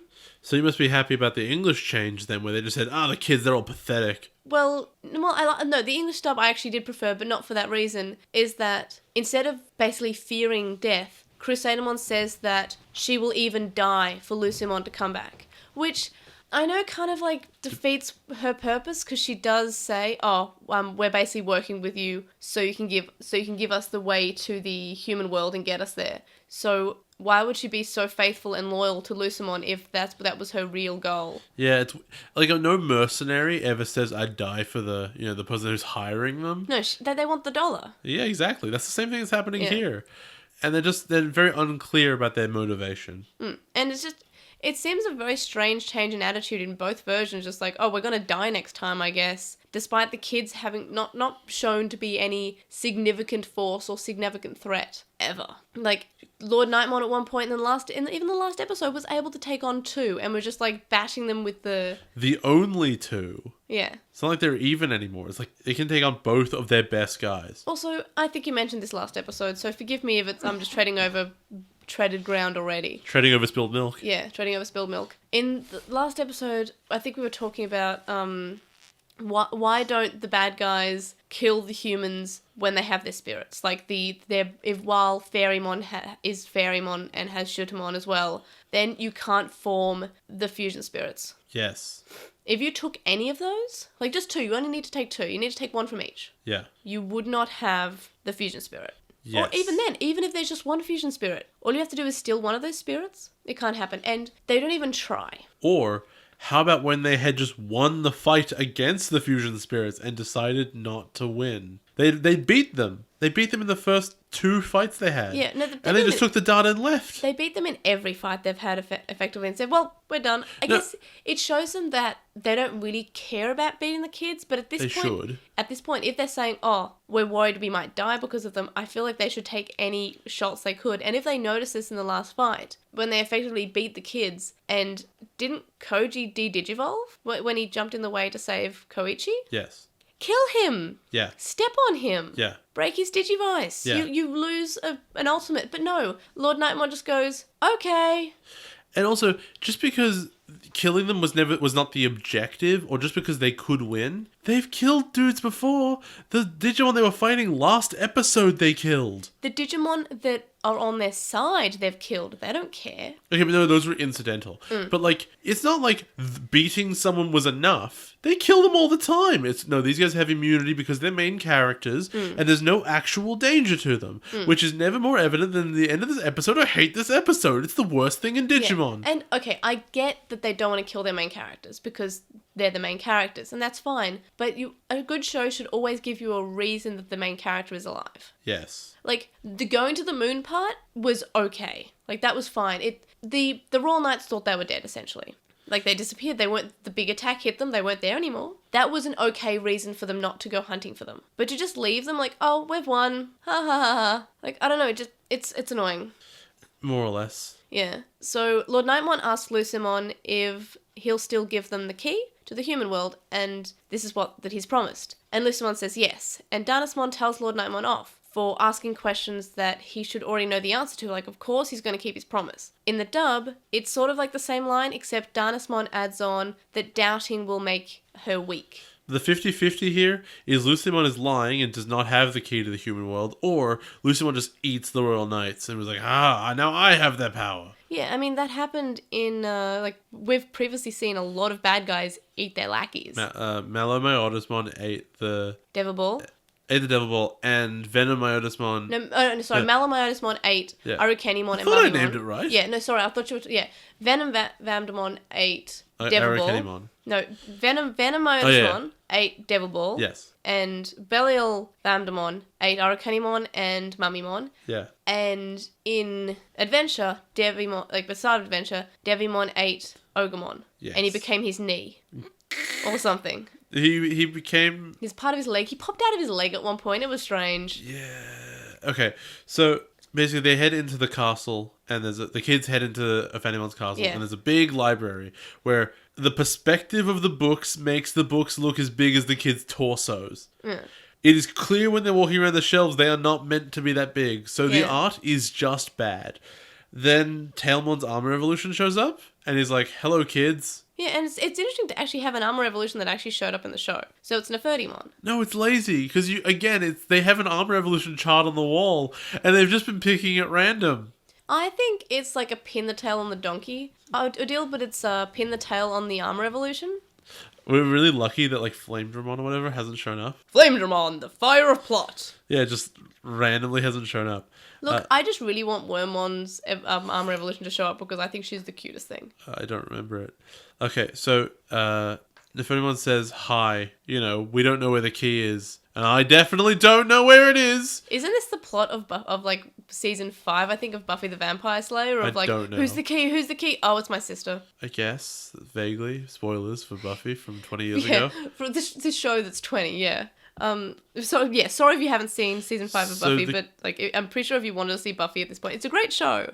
But pretty sure you would have. So the kids decide to split up. And they want to go searching everywhere. And Junpei's like, "Oh, alas, Zoe, I think we should split. We should go together as a pair, a duo, a couple, one might say, and search around." And in the Japanese, she just puts her hands. No, he's holding her hands, and she puts her hands on top of his and goes, "Nope, I'm gonna go with Takuya."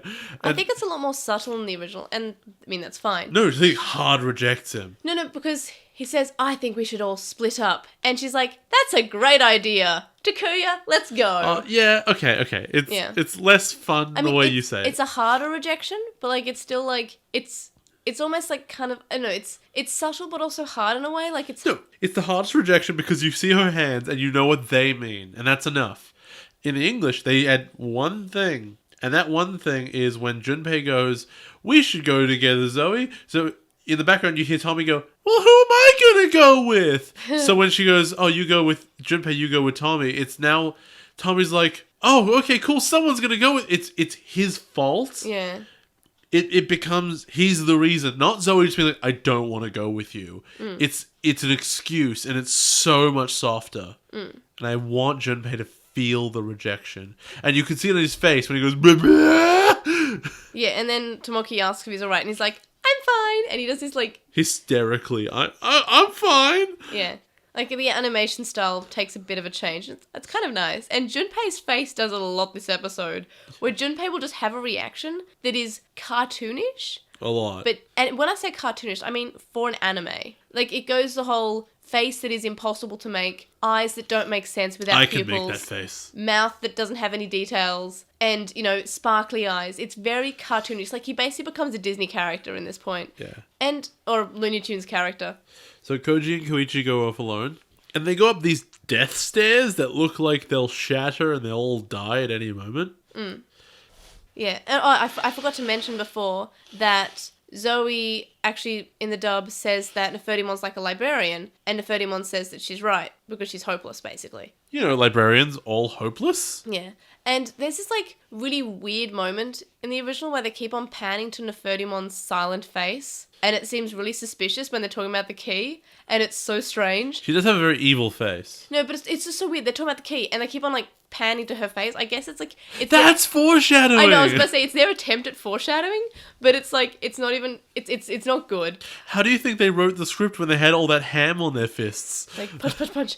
But in the dub, they give her lines, so it's at least less awkward. It is. Like, I actually forgot what the key was, so I was kind of like, I didn't pick it up until just now. I'm like, oh no, that was their attempt at foreshadowing, I guess.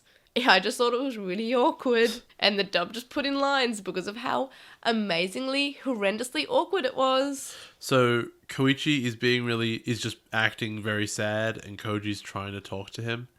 And I don't really care about this interaction very much. I think but it's what sweet. I know is that Koji says, I'm glad we could, meet and hang out. And it's trying to make him feel better. And, I'm sure it's meant to be emotional, but I don't care. I don't care about either of these kids because they're both garbage. Well, they decide to hang out when they go to the real world, even though the brother might be dead.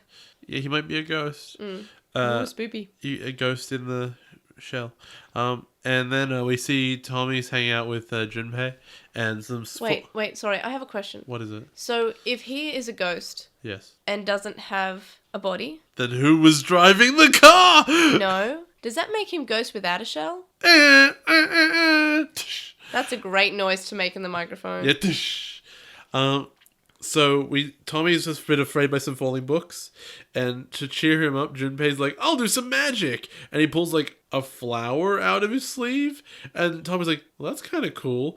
And then Junpei proceeds to continue pulling flowers out of his sleeve forever, and he does it so much, too much. Do you notice that it just becomes actual magic after one point? He's very cartoony in this episode. It makes no sense. Like, he pulls out more flowers than he had space Jay, He's got more volume than Jay, his body. we worked it out. It's not just chocolate filling his suit. It's also flowers. No, but there's more than that. Okay, so And he's still fat. at least we know where he got the flowers from, because they look like the same flowers as we see outside that Lord Nightmon goes past. So at least but there's who some reason. cares? I mean, we didn't see any scenes of him picking up, but it's fine. He collected them on the way? Is that what you're trying to tell me? But they're the same flowers. I'm not saying that. So it's just actual magic. In the dub, he's singing during this performance. Like, he's like, da da da da da da da. Yeah, because he's hysterical again. And then, he's just in a pile of flowers and he goes, well, who would I be if I couldn't read the emotions of And a like, room? yep, that's what you're doing. Whenever you talk to Azumi, that certainly sure is what you're doing. That's what he thinks he's reading her emotions, that she loves him. In the dub, he mentions being scared out of his chocolate-coated mind. You know what? That is a terrible thing if anyone else had said it, but very fair when he says it. I do kind of prefer the original version, though. Even it is. But the dub has this running gag that he talks about food constantly. Yeah. So Zoe and Takuya are hanging out. Takuya almost crushes himself in a big book avalanche. Yeah. Because when Good. books are all set up like that, they all fall down instantly if you touch them. Imagine They if he don't. died. They're really funny. So they're anticipating the final battle, and Zoe talks about how she's going to make a bunch of friends when she's back home, which, she's... You know that thing that defined her as a person before she got here? She'll just not be that anymore. Because she's been fixed now. She's been fixed. If you were alone, that makes you a bad person. Yeah, and she basically says, well, I'm going to make lots of friends now because I like being with people now. I'm like, that's not how you development. That's a complete... I actually liked how she... In the first episode that we learnt about her, in the preschool episode, she actually doesn't really want to hang out with people that much. She likes to keep to herself. She's sort of reserved, and she said, oh, can you go to the bathroom with me? Can't you go yourself? Like, she's not clingy. She's not like... She doesn't need to be around people. She's quite introverted, and she's happy that way. And then they decided, oh no, that's not how people are. Despite that's actually how people are, and you should actually portray that in this show. They decided to make her, oh no, she's actually sad she has no friends. So Takuya says, I like the new you, which as a phrase by itself in Japan, I don't know about how it works in Japanese, but as a phrase by itself when you read it in English, that's a very innocent thing. He says ski des, and which just means like you can say, I like this flower, but it's not daisuki, it's not koi, it's not ai. So it's not like, Okay. It's not love, basically. Daisuki is big, it basically translates to big like. That's fine. The subtitle says like, and that's what it says. That's what he says. Yeah. That's excellent. So it's accurate. Yeah, so I mean, I don't have enough understanding of the culture to say that I don't think like is said that way. But I guess it's like if a kid says, oh, I like you to a girl, and there's always that argument of like, oh, not like, and the dub even says, oh, not what I mean like or getting anything. there. Yeah. Getting there. Yeah. So when he says, I like the new you, that is like a very specific thing, right? Yeah. It's not I like you, it's I like the new you. It has, Yeah. you have changed and I like that. And they both blush it out really hard. And in the English, it's, I really like you too. Yeah. So that's really Yeah. specific. In the dub, it's more obvious. He's saying, well, I like you too, Zoe. And more importantly, rather than just being embarrassed, and he's like, oh, well, not like, whatever. She goes, oh. Like, she's disappointed. She's actively disappointed that he said that. Yeah. So, she's very different. It's almost like they saw her offering dates to people and him imagining it and thought, you know what, I think this ship might sail. So when he's searching and trying to pretend nothing's up, in the original he's saying searching here, no, not here, searching. In the dub, he's talking to himself. It's like, oh, I can't believe I said that. And I don't know, I feel like it would make more sense if I'm searching, I'm not paying attention, I'm That's searching. a very unsubtle English version of that, usually. But that was It'd the be original. silence otherwise. And then I remember the English, she turns around and she's like, oh, I gotta say something. Takuya, what are you? And then he's asleep. Yeah, so no, it's the same in the original. She says, oh, Taku. No, there's a difference. One of them was like, oh, I'm just going to go talk to Takuya now. And the other one was like, I'm going to go respond to him liking me. Oh, yeah. It was the same line, but said in different ways. In the original, it was just like, oh, Taku. Oh, okay. In the dub, it was Taku. Oh, okay. Yeah. Like, it looked like she was going to confess or talk How about did it. he fall asleep? It was very quick, considering literally like 3 seconds ago, he was saying searching. How did he fall asleep? It feels like... Dude, he's narcoleptic, probably. It feels like they, like you, they wanted Yeah. to... it feels like they wanted this conversation to happen and they could not figure out how to make it not awkward at the end. So they're like, what if he's asleep?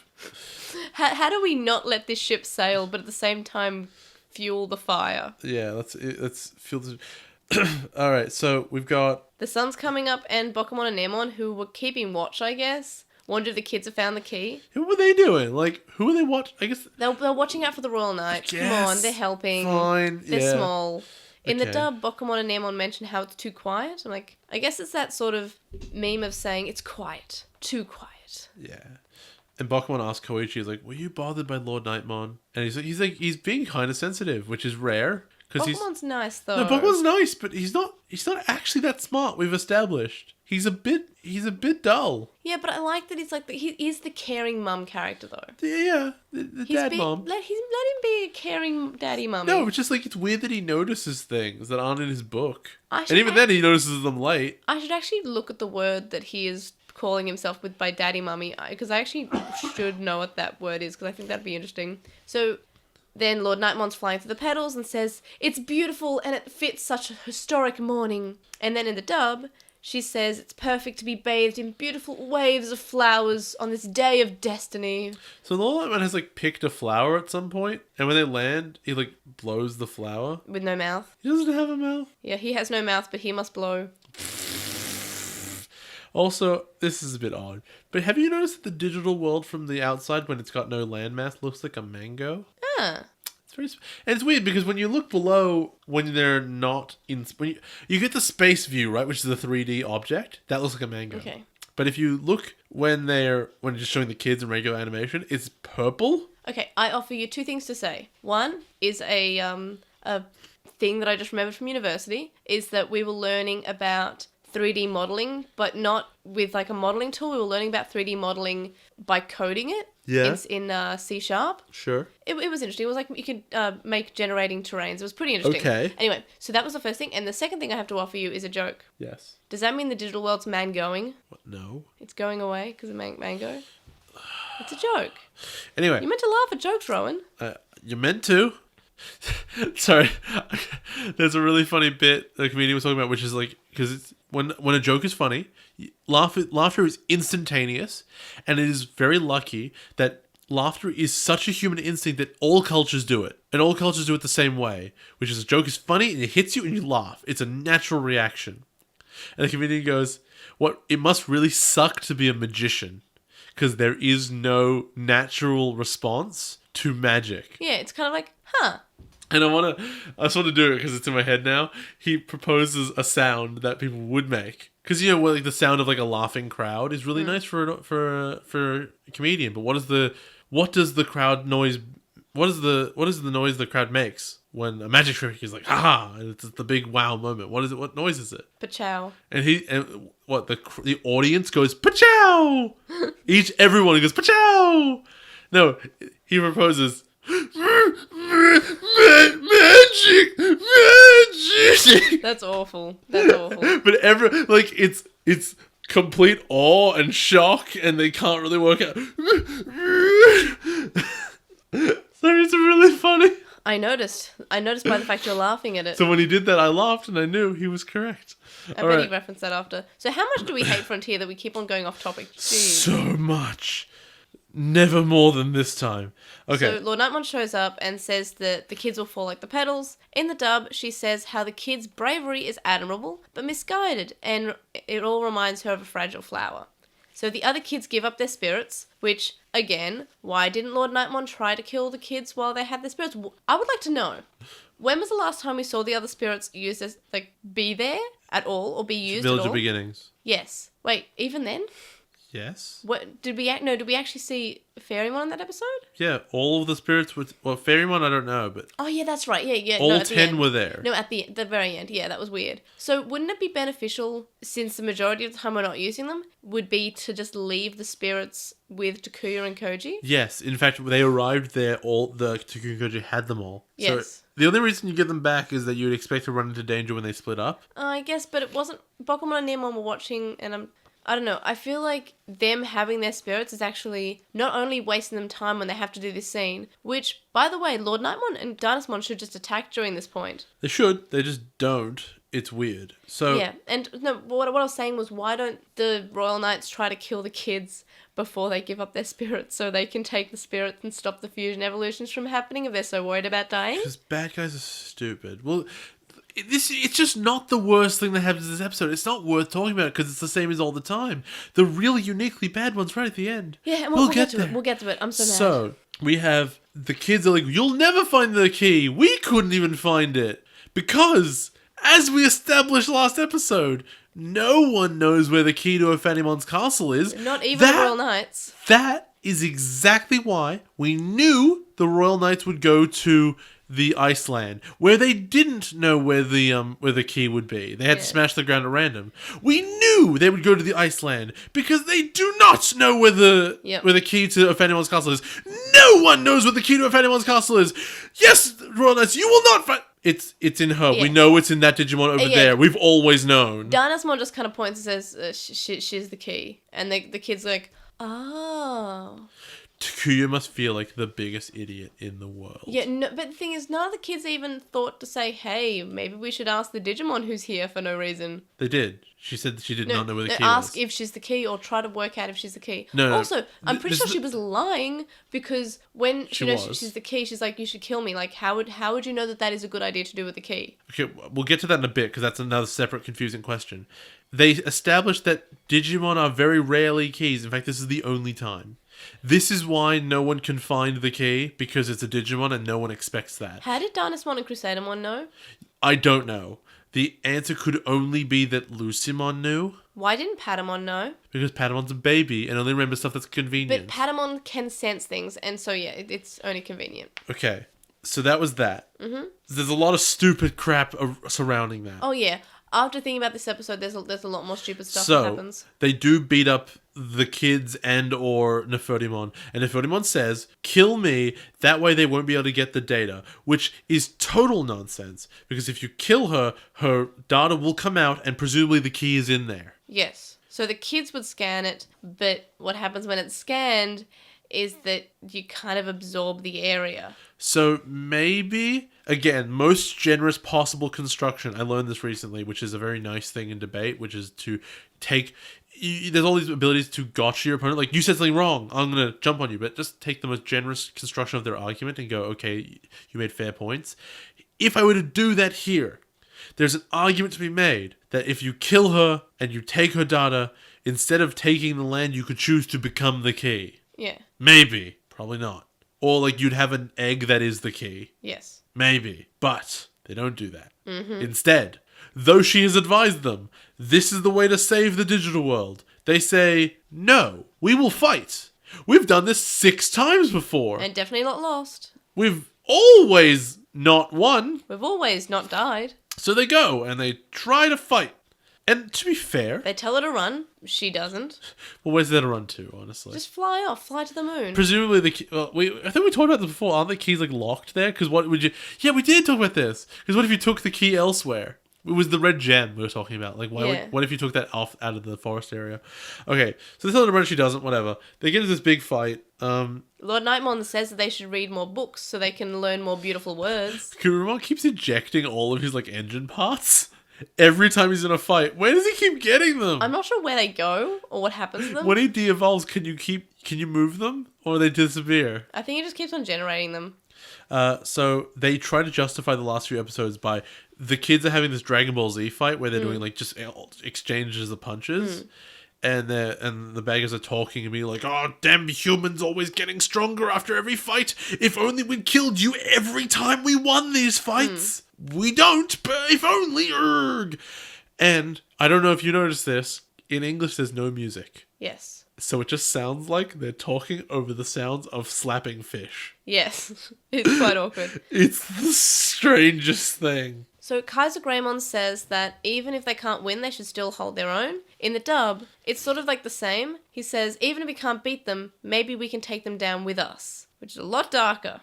Yes. Sort of like the same beginning, but darker end. So Lord Nightmon keeps on saying how the kids are really not elegant at all and have an unrefined fighting style in the I don't original. know why you mention it. Like, everything I Lord love Nightmon him. says is the same him. and boring. I know, I don't care. I love him. It's fine.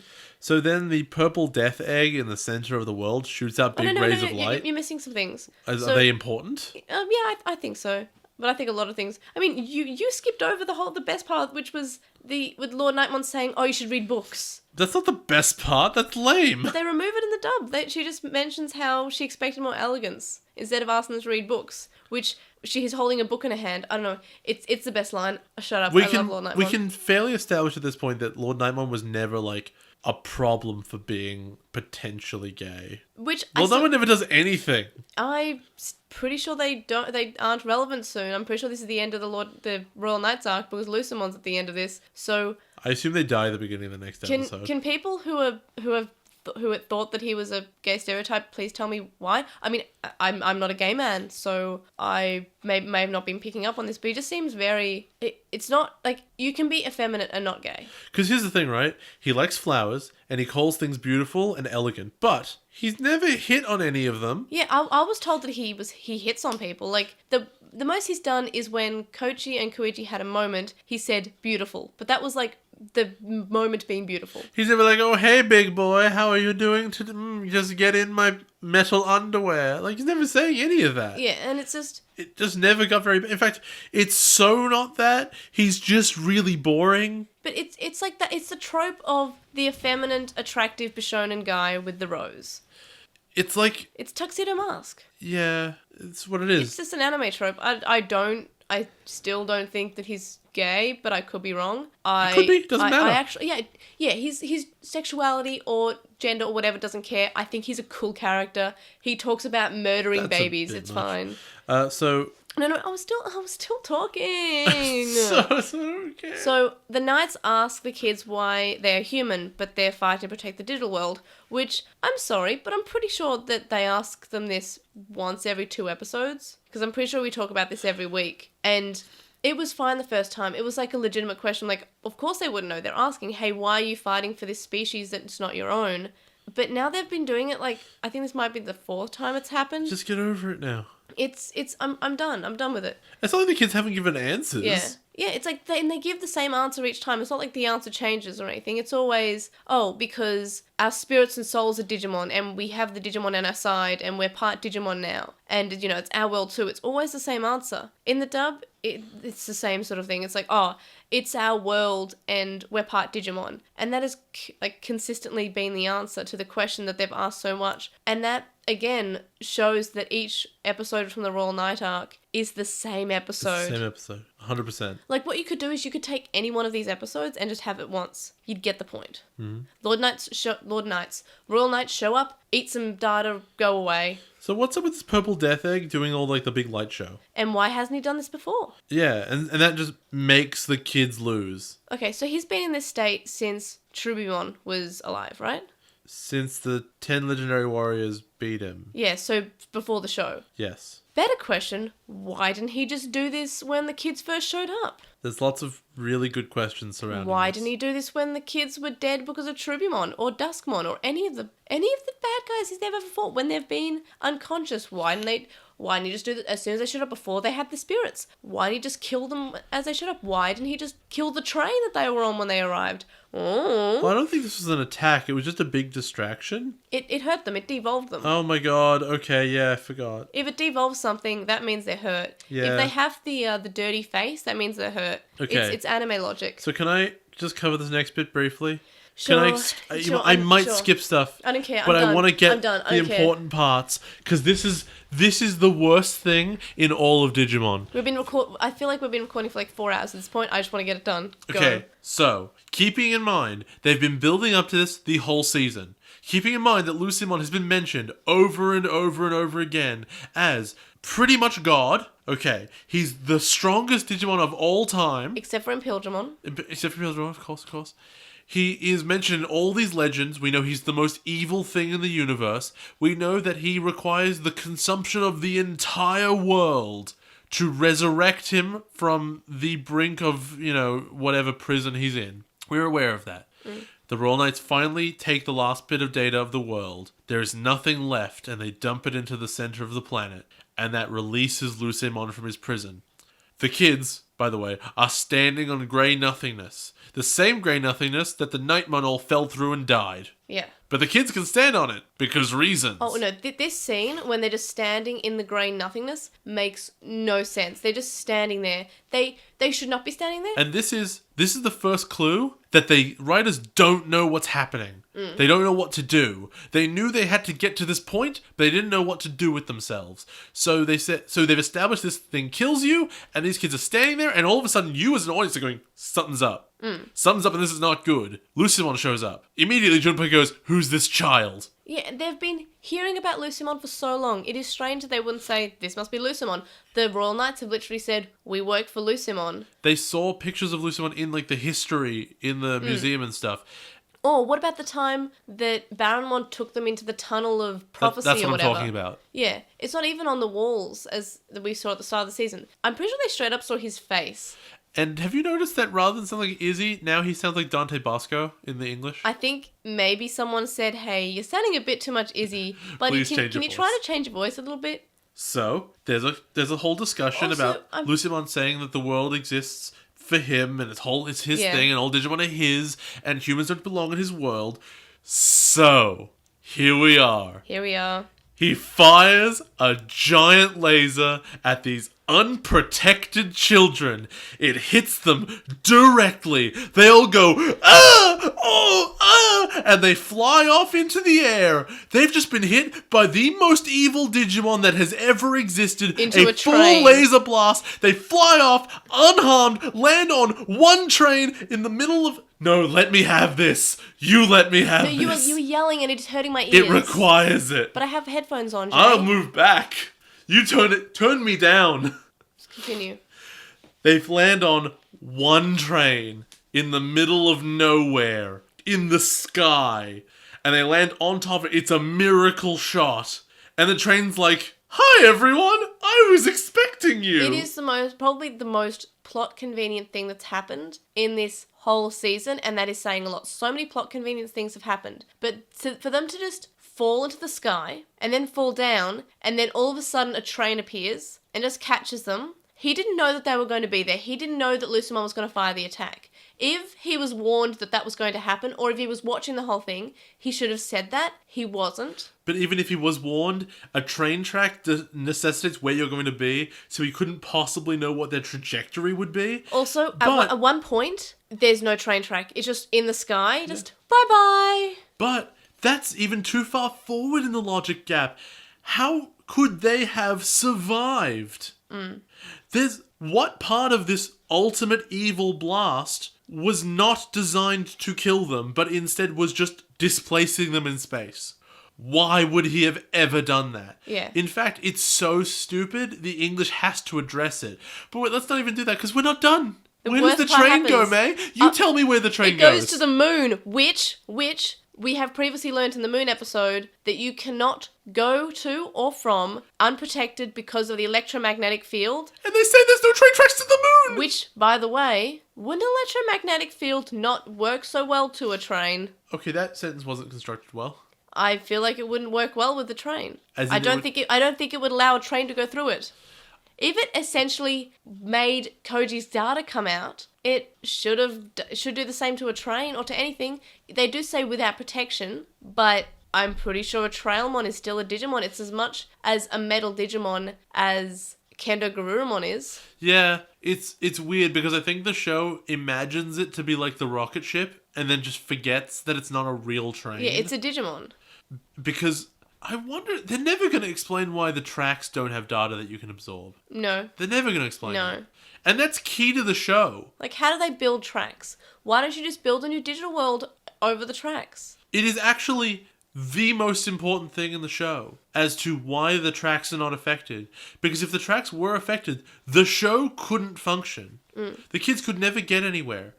Everyone would have died ages ago if the tracks didn't go. And also they would have died right now. Yes. Everything that's just happened is nonsense. Yes. Everything that's just happened is There is no explanation. I'm pretty sure I don't have much to say about the matter because when I first watched this, I went straight to the No Jays Allowed channel on our Slack chat, and I just started screaming just violently, and I put all these screenshots of the Trailmon just saying, "Well, let's go to the moon." You apologized we built to something me. there. You openly, for everyone to see, said, "I'm sorry that I made you watch Digimon." Yes, It was big. I posted on your Facebook wall, "I'm sorry I made you watch Digimon." And I even posted a screenshot that didn't give anything away, but just had a Trailmon flying off with no tracks underneath. This is my BlackWarGreymon, basically. I've never been more mad at something in Digimon. That's saying a lot because I was so mad in Azumi's first evolution episode where she loses immediately, and in her own evolution episode where she's supposed to be powerful. This thing ruins a good episode. I really liked the Moon episode. It wasn't the best episode in Frontier because that was the Bergamon episode. Also, does this mean that the Moon episode was canon? Because if they're going to the moon... Side note, this is technically an attack that sends them to the moon. Yes, but not in its entirety. Okay. Like, it sends them on a train. Also, I want to say, and I cannot overstate this, this is unequivocally the worst thing in all of Digimon so far. I would agree. The last 3 minutes of this episode, the whole episode, besides these last 3 minutes, is fine. That's fine. Everything I've ever said about Digimon. Take what's it called? Vamdemon not killing Matt when he's there. Yeah. Okay, you can pretend that he said, okay, well, I want to test the loyalty of these minions, so you guys go do it, and I won't do it myself. Okay, that's really stupid, but you can understand. You can imagine a fake reason why that would be the case. Maybe Malomyonismon showing up at the end of 02 is really dumb, but you can piece together why those things all happen together. And what's his name? The human dude, and everything being really stupid. Who he possesses. Oikawa, and that whole thing was really dumb. And the seed that is still in Ken forever, and that's really stupid. But you can piece reasons for all of those things to happen next to each other. Yeah. This sequence of events is completely inexplicable. It is plot convenient, and it almost feels like the writers said, "Oh, we have to get them out of here," but there's no digital world for them to go to. I feel like they've backed themselves into a corner, and they just said, "Wait, we had an episode of the moon. Let's bring the moon back. They can go there now. How do they get there? They build a train. How they get on the train? Lucemon attacks them, and they land in a train. It is the most plot convenient, roughly pieced together thing that I think in fan fiction that I've read from people who are not fantastic at writing things, but are clearly like maybe quite young. Like if they're just sort of writing their first ever fan fiction. Go ahead. Like mine. A lot of qualifications in there. Yeah. I feel like I've read better solutions to being backed into a hole than this. This is the most plot convenient thing ever, and I have to say, this is the worst thing in Digimon. This last 3 minutes of this episode, it's terrible. I liked the moon. I liked that they gave a reason of the field around it could make them not go home. It added like a conflict to the episode. But unless they say, "Oh, we found a way to make this field go away." I actually having thought about it for 30 seconds, I came up with a more interesting solution than what they did. The kids are about to get shot. They see it coming. The blast charges for a little bit. So like Lucemon taunts them. And the kids, and let's say it's Takuya because he's got such a strategic mind. He goes, "We have to go into the core." And they all dive through the mist towards the center of the digital world. And you leave on a cliffhanger of, oh my god, what's in the center of the digital world? That'd have been cool. Alternatively, what if Dynasmon says, wait, because Lucemon says, well, you can have the key to the real world after we kill these kids. What if Dynasmon says, hang on, I will, to prove my loyalty, to prove how I'm worth this key, to show you how much I love you, Lord Lucemon, Lucemon-sama, I will kill them with my wonderful attack that kills everything. Everything I've ever hit with this attack, it disappears. It goes. It's gone. It is my mega attack. It is Breath of the Wyvern. I make an amazing face when I do it.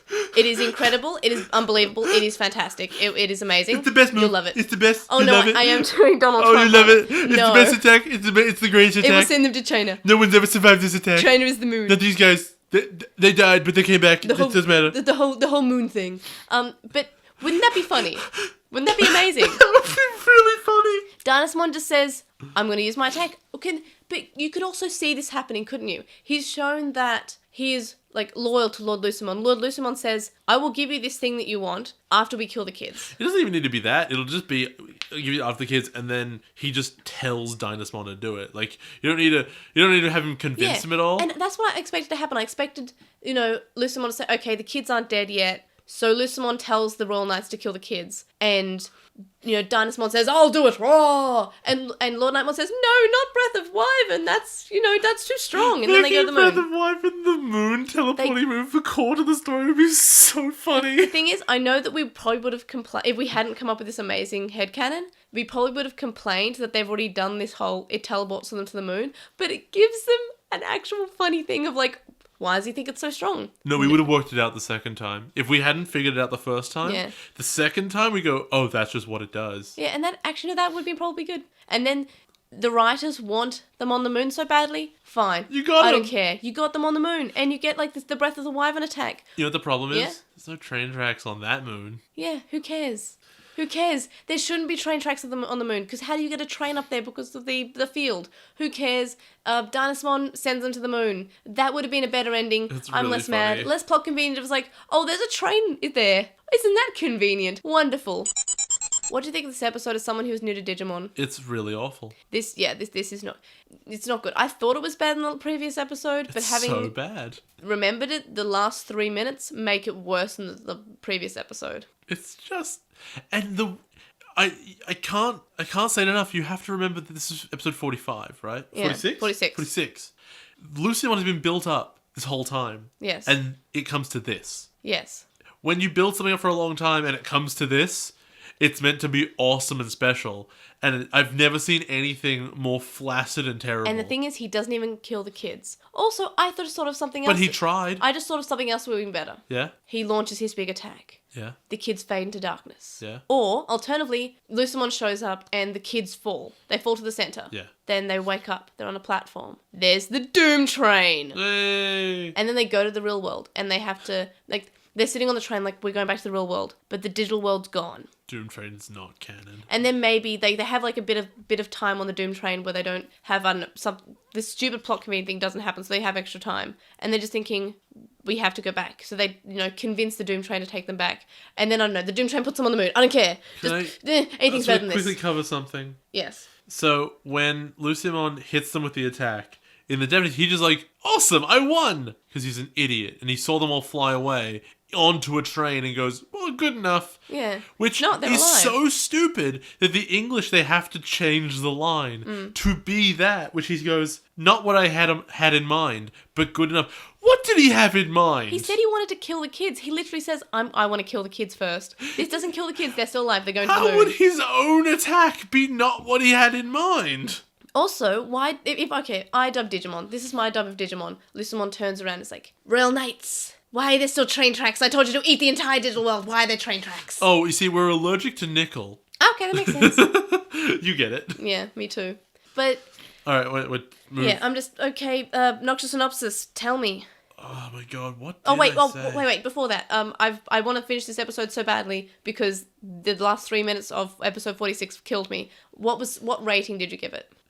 I was gonna give it a 2, but I think it gets an all-time low -1. I was going to give it a 6. I give it a 3, which is probably my lowest rating I've ever given I a think Digimon it episode. is. Like, I think I might have given a 4 or a 5 at some point. I give this a 3. The fact is, it's an okay episode, and to the last 3 minutes, make the writers look like they haven't done any writing before. Like, if I wrote something like this in my fanfic continuation, I feel like you would not let me hear the end of it. And I've done, like, I think I did some creative writing in high school, like, You at thought that classes. Kaiser was Japanese forever. When I was 12. But that's what I'm saying. I still wouldn't have forgiven you for this. Yeah, but at least if I did write that, even when I was 12, there's the fact like, oh, well, I'm 12, I'm not a professional writer, I haven't done any training on the subject. This is really a team. Yeah, this is a team of writers. They get paid to write, and, I don't know. It's strange. Anyway, so Obnoxious Synopsis predictions, go, do the thing. I said that Lucimon comes out, and I said that the kids fall into the purple world. Because That'd you be know better. what? That'd be better. How could I possibly have predicted that they would just float in space? Well. Side note, they're on top of the train while they're in the middle of space. I forgot to mention that. They should be dead. Yes, but we've already seen that they can breathe on the moon and also go through the That would electromagnetic imply field. we could imply that the moon has a moderate atmosphere, even though ours doesn't. But whatever. Let's assume that it does. Or because of the electromagnetic field, Then maybe. they're in the rocket, and that would have its own thing. But now they're just in space. Oh, yeah, because they float when they're in the spaceship. Yes. Yeah. I don't know. It's bad. I'm sorry. I'm so sorry. What was the main difference? I think I got Nefertimon calls herself a librarian because Zoe says. For me, the main difference... Okay, my main difference is actually the music turns off in the English one. Yeah. They just don't have music. It's awkward.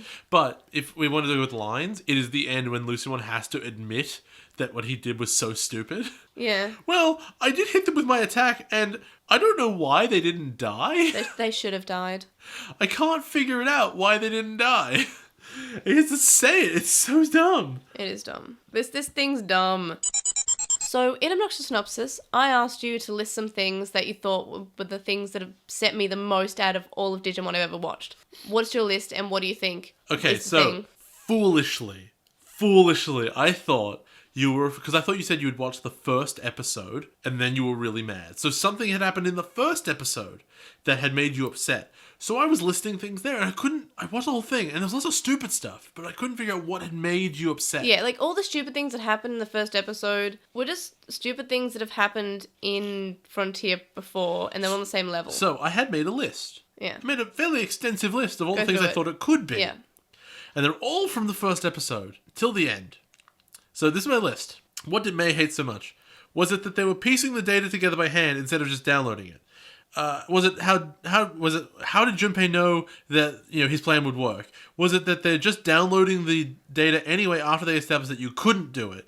Was it the kids were all crowded around the snowball launcher and being useless? Was it the snowball launcher actually kind of worked? That didn't upset me, but it amused me. Was it that the eggs seem to appear and actually go somewhere? Was it the you don't have a body, just a soul bit, despite him clearly having a body? Was it that the plot was actually the same as the other episodes again? Was it that Pokemon was somehow cool with the outcome of them winning? Or, finally, was it when the final boss shoots unprotected kids with a laser blast and they land on a miracle sky train, totally unharmed, and then drive through space to the moon? By the way, that's it. Just so you know. It's not even it's not a hard question. This is a pretty easy thing. The moment they got hit with the blast, I'm like, oh, so what's gonna save them? And then it was nothing, and I go, this is it. This is it. Yeah, they go on a train, I guess. Oh, by the way, they're going to the moon, completely disregarding of something they put in. And we always say, oh, Frontier, well, the world building's kind of great. The moon has the electromagnetic field. The world building is kind of they're getting rid of the world building with a hammer. But the world building's not too good. It's kind of like the Three Little Pigs, but they kind of built the world out of straw. And the wolf came along, and the wolf went a huff and a puff, and he blew that sticky house down, and it wasn't as well world built as everyone said it would.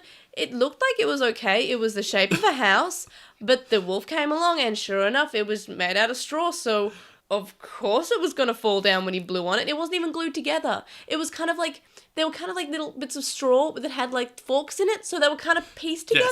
Yes.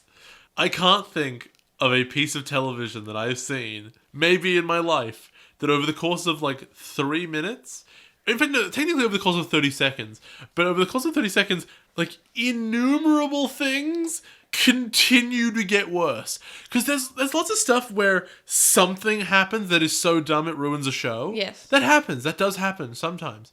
A thing is so stupid and the whole thing falls apart. Sometimes two things. I've never seen one after another after another after another. It just keeps going and everything's wrong with it, and it's such a condensed space. Yeah, and it's if it was an episode and that many things went wrong, it's just okay, that's fine. This was 3 minutes of constant okay, that's happening. All right, that's happening. Oh, that's oh, that's always, oh, well, that's not good.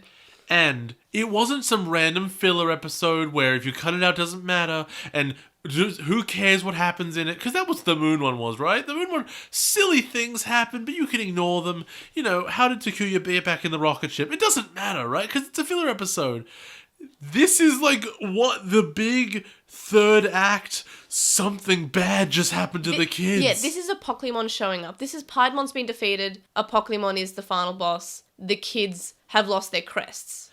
Imagine if a Pokemon showed up and they were all sent to the big white zone, right? Yeah. But there was no power of friendship thing.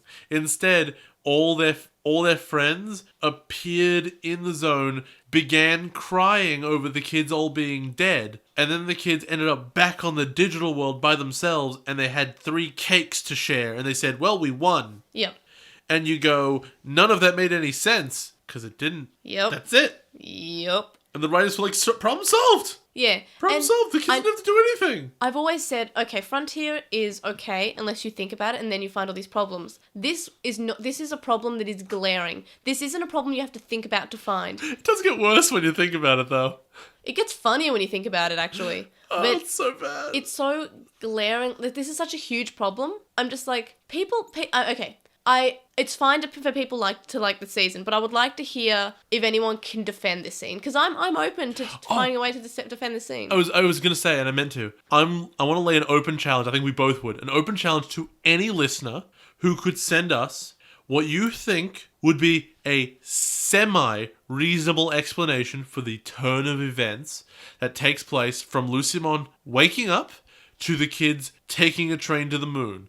You need to explain why Lucimon attacking does not hurt the kids, why the attack blows them, like, concussively into the distance but doesn't actually hurt them in any way, that it sends them all the way into the stratosphere, and that they somehow land on the one train that appears to have known they were going to be there, that is on a piece of track that does not actually go anywhere, and then it is revealed it also somehow goes to the moon.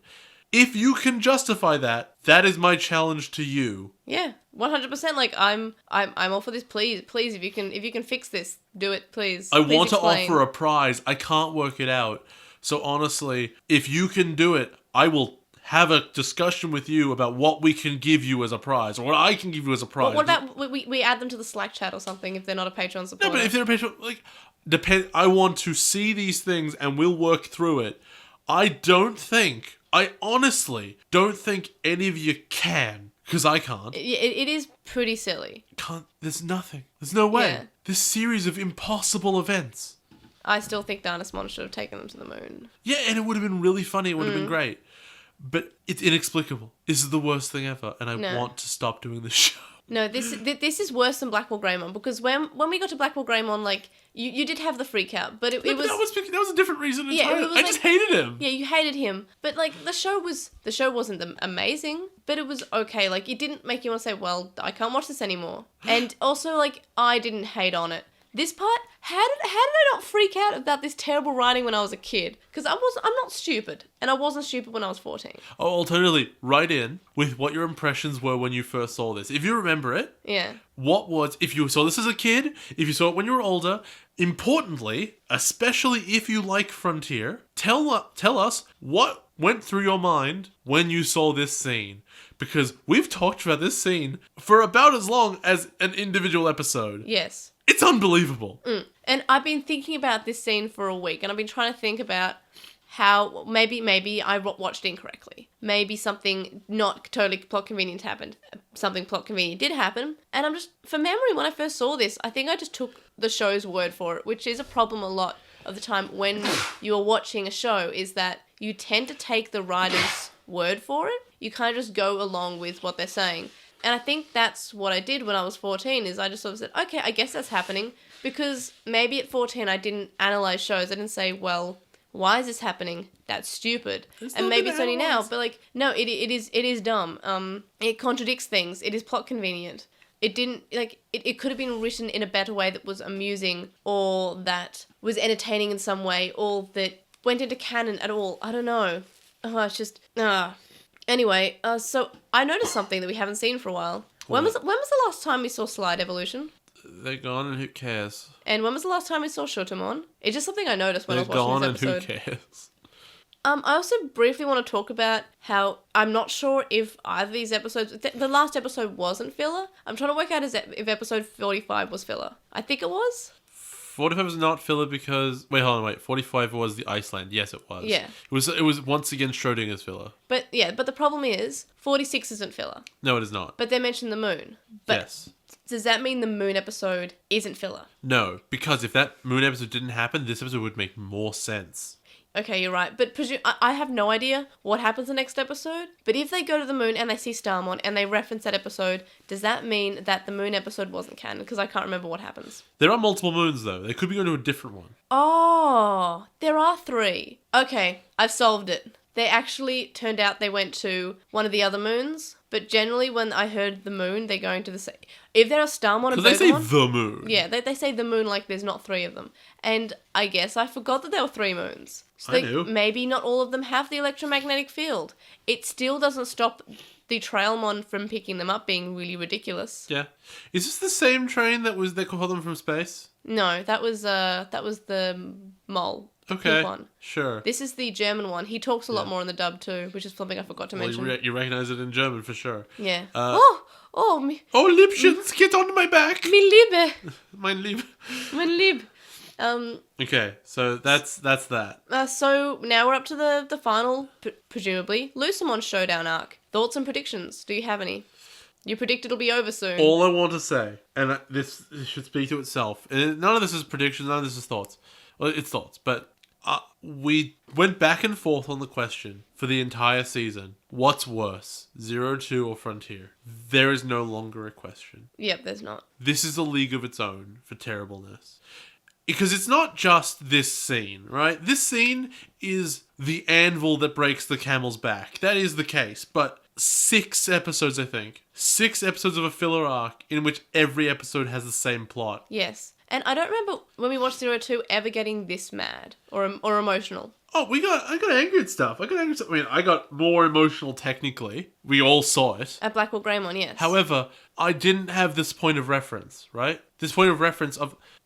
At least in 02 stuff happened. It sucked. It really sucked and was dumb and was not entertaining, but stuff happened, right? Yep. And each episode was different.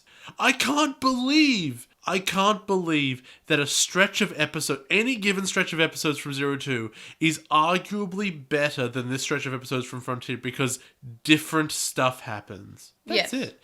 And I know people told us that the Royal Knights arc on this was the worst arc. Yep, I believe them. No one told us it was because the episodes are all the same. I think some people said that the episodes were filler, but I'm not sure if anyone said that the episodes were the same. Maybe. I could be completely wrong. Filler sounds familiar, but there's a difference there's a minor difference. Well, no, there is a difference between filler and, like, Naruto showed that you could do 60 episodes of filler and every episode is different. Yeah. It sucks because you know the story's not going anywhere and you want it to, but you know, it feels different. There's stuff there. There's entertainment factor.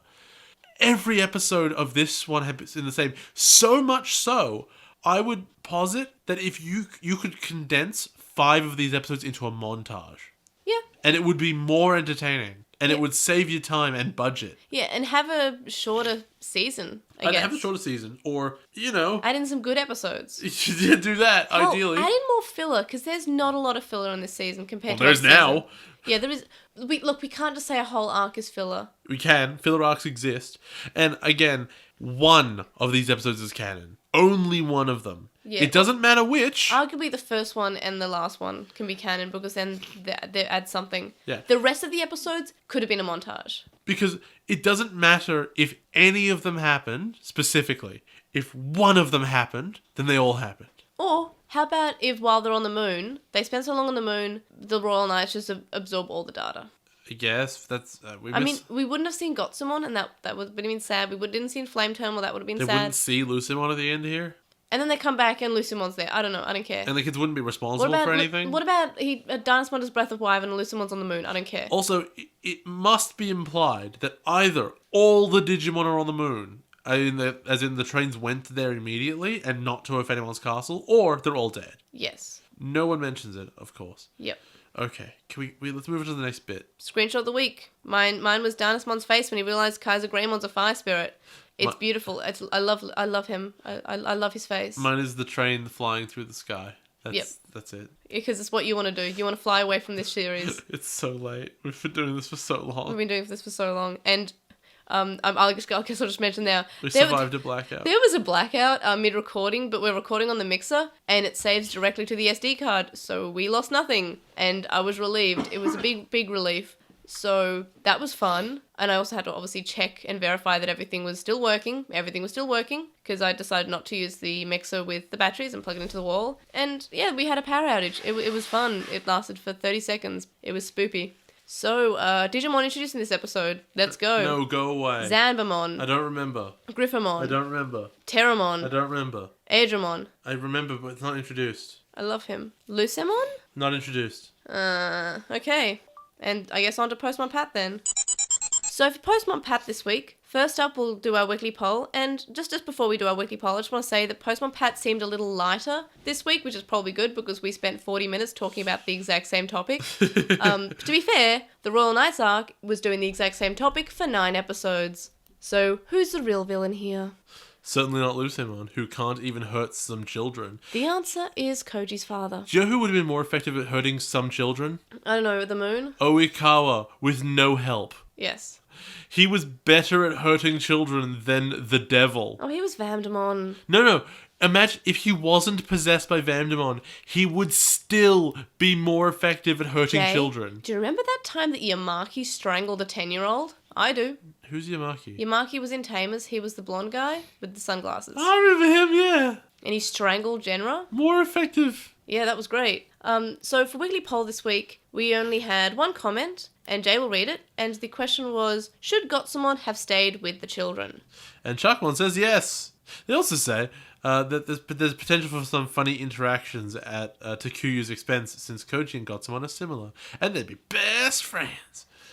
I actually have a discussion topic in episode 111 about Gotsumon staying, but so we won't talk about anything about that until then because I spent a lot of time with my notes the other day organising everything. So this poll only had 10 votes. Yeah. So 6 people said yes, 4 people said no.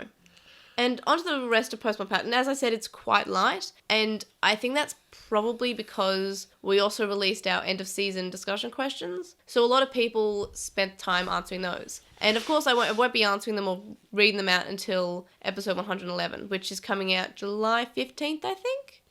Yeah. So this is so we have 2 more episodes of Frontier where we cover the last 4 episodes. And then we have our final episode. So we're almost done. So we got one from With the Will from Togatak, who says that shots of kids riding each other is uncomfortable. Yeah, so it's when Koji is Kendagurumon and both Gotsumon and I believe Koichi are riding him.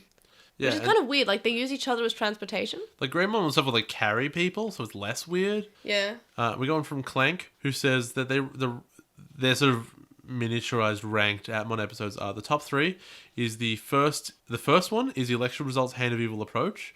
The second is Attack Ultimate Atmon, the Ultimate 4. Which is the one we're watching this week. That's their second favorite. Okay. Well, we're watching it. We should look forward to it then. Yeah, we're watching it tomorrow. So no, well, it's after midnight, so yes, tomorrow. And then the third is Net Ocean is in a big pinch. The time has come. Ultimate At Fusion, which That is was good. the Timemon one, which is pretty decent. No, that wasn't that wasn't the Timemon one. That was the Globemon one where we had the Epic Evolution. Yeah, it's not bad. And their bottom 3 worst is the recap. Yeah, it doesn't even count, does it? Yeah. The second worst is Gatchmon running away. Yeah. Correct. And the third worst is Dokemon in love. It's not. It's bad. It's not the worst. Well, no, the worst is No. What's in that spot? I don't know what our third worst is. I feel like it might be that. Okay, fair enough. If you give me a second, I don't really need you to check. Well, no, I'll just check just for the podcast. So if you don't want to hear my ranking, you can skip like 15 seconds. So our top 3 is episode 4, which is the I Shall Have You in a Costume, Cameramon's Halloween Scandal. And then the second place is episode 36, Aim for the 9 Gods, Appleyama 470 Elections. Third place is episode 21, The Road to the Top Idol, Coachmon's Intensive Training. And our bottom 3, so episode 26 is our bottom one. The I'm a Protagonist, a Meeting of Gatchmon, that's just a recap episode. Episode 29 is 35th, which is second last, which is ours is exactly the same. Ours is exactly the same. Buddy Cancellation is second worst, and third worst is Dokumon's Love. Okay. So, no, our bottom 3 were exactly the same. So, yeah, Fair enough. And the thing is, I would rather watch the Gatchmon running away or the Dokumon in Love. I'm not counting the recap episode because it was a recap episode more than any episode in Frontier. At least Hunter J is in that worst episode. So the thing is, even the bad episodes of Atmon, I still would rank higher than the majority of episodes in Frontier. Maybe not the Bergamon episode, Bergamon I would rank. It wasn't that good. You're putting it up on a pedestal it doesn't deserve. No, it deserves to be at least better. We go on Yep. from Chakmon, who says they enjoyed the variety of Digimon in episode 43. The static flames in the fire terminal were cheesy. They also say that the problems with these episodes is that in order to have nostalgia, you have to care, but the show didn't give much depth to these places. I thought you'd say that even the show didn't care. And maybe people don't like Frontier because it's the fourth time we're watching the same story. I don't agree, because shonen stories are always the same story, and they're often very interesting, even with only minor variations. And they like Gotsumon and Koji's reunion. And finally, Re-Atmon, they said that Astra being happy about Aries' ranking was very sweet. So also on With the Will, we have Jay Uko, who says that Frontier staff shouldn't have expected the franchise to die at this point, which is what a few people in the With the Will thread were saying about how it almost seemed like the writers just said, well, Digimon's not as popular as it used to be. Maybe it's just dying. Let's just basically turn out whatever we could.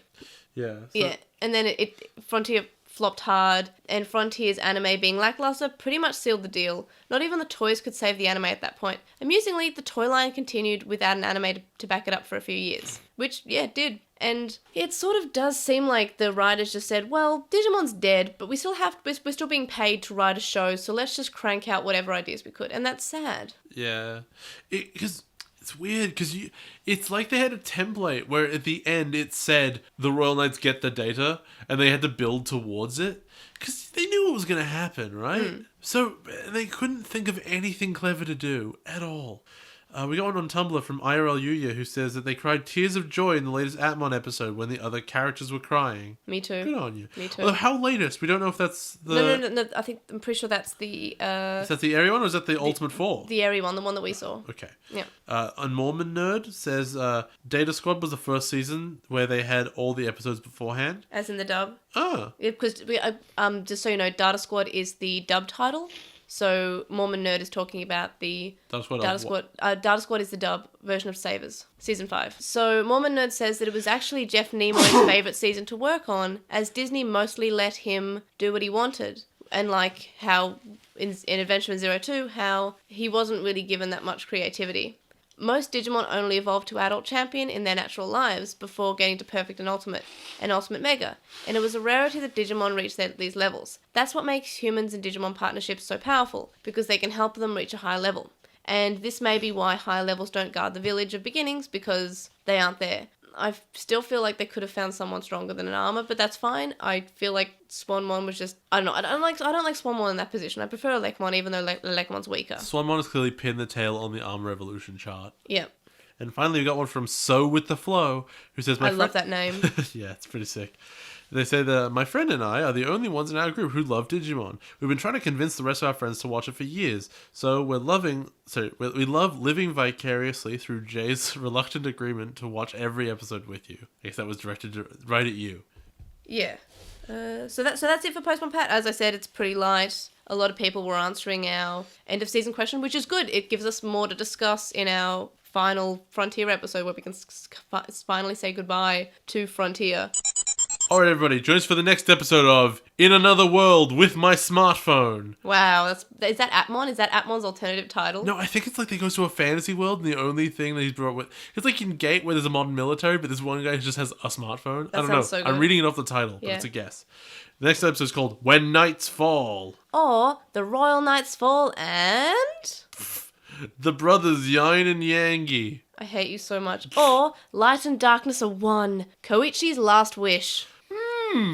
It's almost like, I swear I said this earlier in this season, it's almost like Koichi's a thing that couldn't go into Koji's life when he goes back, so he kind of has to die. Like, I was tossing up whether or not to conceal the word last from this and just make it Koichi's wish, but then I realised I don't actually care all that much anymore. Good. I You don't shouldn't. care. Like, if it was in Adventure, I was like, oh, I must, like, watch the English first. Cover up, must cover up.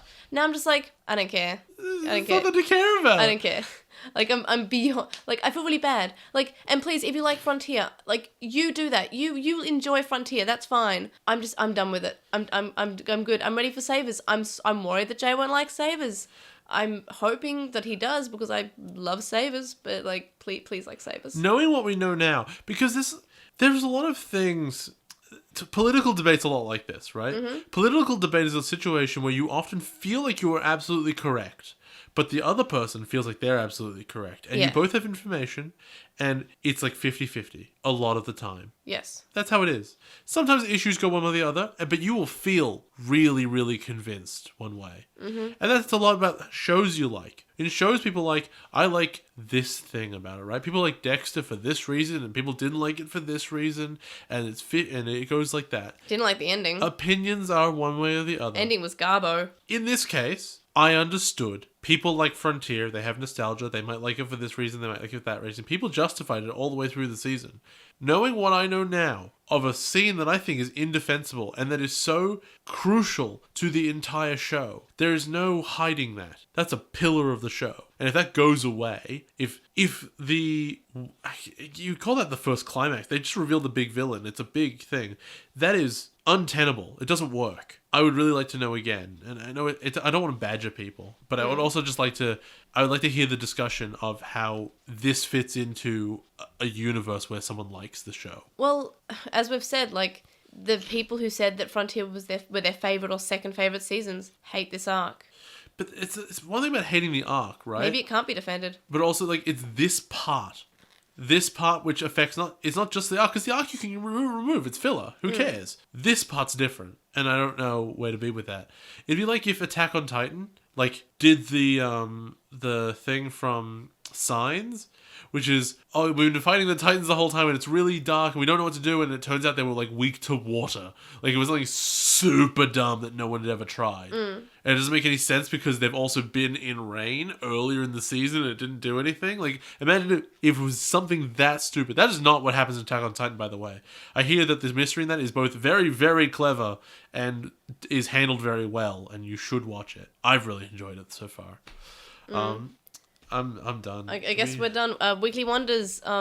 I was gonna say ARMS because that came out this week, but I haven't played enough of it to recommend it or not. So what I am going to recommend is actually Pokemon Go again, because Niantic do this thing that whenever every couple of months I feel like I start to lose interest in Pokemon Go. Like, I'm not devoted to the app. Like, I might open it a little bit just to do something, but like I won't feel as like, oh, I have to keep it open or else I'll miss something, or I have to go out into the world and do something. But they just added another big update, and it was a huge update to the gyms, and they've made it, I don't know, a lot more fun almost to play in gyms. And you know, you can't stay in a gym for months and months now. They kick you out after a while, which is good because some people were just camping in a gym. It still has the problem where people have multiple accounts, and you know, if people have 5 accounts, they just fill up the gym because it only has 5 spots now. Yeah. And they don't even have to train it up to level 10 like they did before. It automatically has 5 spots when it's open. Okay. Like, it starts off and you put your Pokemon in Right. and you have 4 spots to put in. So if you have 5 accounts, you don't even have to train it anymore up to that level. You just put them in. And that's a problem because there are people in my area who have 5 accounts. So they fill it up, which not only is a problem for people in that team, but it's also a problem for people who aren't in that team who want to challenge you, because it's still that problem. So Niantic will have to work out that, because that's terrible, but they're working on spoofers at the moment. It's a good advertisement for Pokemon Go you got there. So what I'm really enjoying is that they seem to have how people tend to lose interest in things after a couple of months, and they're sort of doing their big updates every couple of months, and it's really good. And every time they do an update, it pulls me back in. Like, it did the same thing when they released Gen 2 a couple of months ago. So yeah, go catch some Pokemans. Speaking of updates that make things better, for anyone who plays Hearthstone, Ben Bro just discussed that when a new set comes out, within your first 10 packs, you are guaranteed a legendary card now, which is just a straight buff. And also, whenever you open a legendary, it will be one you don't have. Oh, that's cool. Which I is like that. incredible. Is that your weekly wonder? No, my weekly wonder is the Black Monday Murders. What's that? Black Monday Murders is a comic book, because I've been getting really into the comic books lately. You're always into the comic books. No, but like really back into them. So what's it called? Black Murder? The Black Monday Murders. Oh. And it's about, basically, it follows, it's on one hand a murder mystery about the murder of a bank executive. Uh-huh. And it is, on the other hand, about these bank executives who are cultists and they worship the god of money. Yep. And it is a story about like the system and like the arcane rituals that they have in place that governs how money works, because money is actually a force that is that can be manipulated via like ritual sacrifice. It's really, really interesting, and it's quite dark, and it's really, really cool. It sounds interesting. It's a good book. I'll link down to link to the description along with our weekly poll, which for this week is I couldn't think of anything better. So it's should Kaiser Greymon and Magna Greymon kill Nefertimon because she asked for it? That was the best I could think of. guess. Alternatively, like, did this episode make sense? No. I would like there is there an explanation? Not what is the explanation. I've asked that, but is there an explanation? Okay, so do you think it should be that instead of mine? No, I like this. Yours is fine. This is such an interesting season. I wish I could interview the writer. I wish I could like ask a writer what they were thinking Yeah. about so many things. And I have to think the response would be the response would really be I don't remember. But I'm sure you can find articles from the writers online. I don't think so. I don't think a respectable writer would put themselves out there on a project this bad. I'm sure you can find interviews online. They've had interviews in magazines before, like V-Jump. I'm sure that exists. Like anyone in the mainstream media is gonna ask questions like, "Why did you write the worst twist ever?" Yeah, or just put them on the moon. I guess I don't know. IDK. Does the Breath of Wyvern take them to the moon? I need to know. That. And then the writer will put a Kanaka and say, "Yeah, that sounds right." Because Breath of Wyvern is essentially the exact same thing as Lucimon's attack here, but you've cut out the middleman, Of the train. and that middleman is so much worse. Yeah. You can find our screenshots of the week and our weekly wonders linked in the description. And in our link dump, our Redbubble, which is also linked in the description. And you can get more than just shirts. So if you buy a shirt or buy a mug or buy whatever and take a picture of it and tweet it or Facebook or something at us, and we will talk about it and it'll be great. And you'll also have some sweet swag with an amazing design designed by Chisai. So that's pretty cool. You can participate in our end of season discussion by answering our end of season questions and participating in our survey and answering our poll. And this is all in one post on our website. And that's also linked in the description if you want. You can contact us and stay updated. You can email us at LostinTranslationmon@gmail.com, or you can comment on this episode or message us on SoundCloud. You can follow us on @TranslationMon on Twitter, and you can find us on LostinTranslationmon on Tumblr, Facebook, Instagram, and YouTube. We have a discussion thread on With the Will and a Reddit thread in the Digimon subreddit, and you would really appreciate it if you were to review us on iTunes and or Stitcher. And we have a website. Vote in our weekly poll. Vote in our end of season discussion things. Do it. We're also really close to our next Patreon milestone, where we will play the Japanese Digimon board game, as I mentioned in LostinTranslationmon. And then the milestone after that will allow us to create an additional monthly episode where we can cover things that Jay wants because we feel sorry for him because we just made him watch Frontier. Yeah. You can donate to our Patreon, which is linked in the description, and you can do that from as little as $1 a month, which gets you access to our Slack chat group, but there are higher levels that get you things like more rewards, like notes, early episodes, and more. Thank you to our current Patreon supporters. Sam Krieger, who has a podcast called The Moncast, which talks about Pokemon and Digimon. Stevie, who is Stevie Padwan on Tumblr and is currently taking commissions. Wu Qinglong, who you can find at twitch.tv/Wu Qinglong. Metal Mamemon, Joe, Penguin Mage, Anime Guy, who is Anime Guy Kurosaki and the number 1 on YouTube. Chakmon, Ishpal Bamba, Hiro Alato, who is at Hiro Alato on Twitter.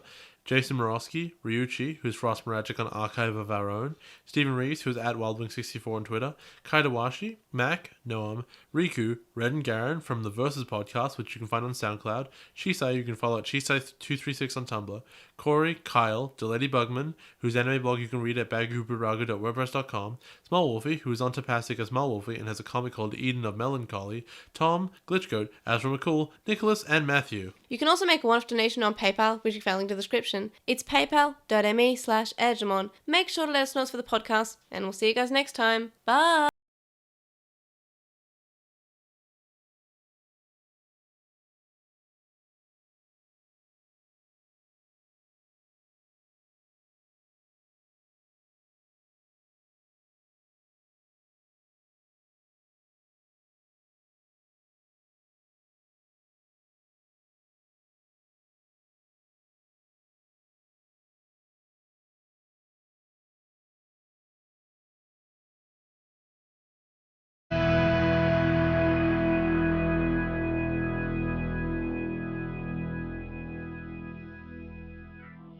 We'll keep our eyes peeled. Really? That sounds painful.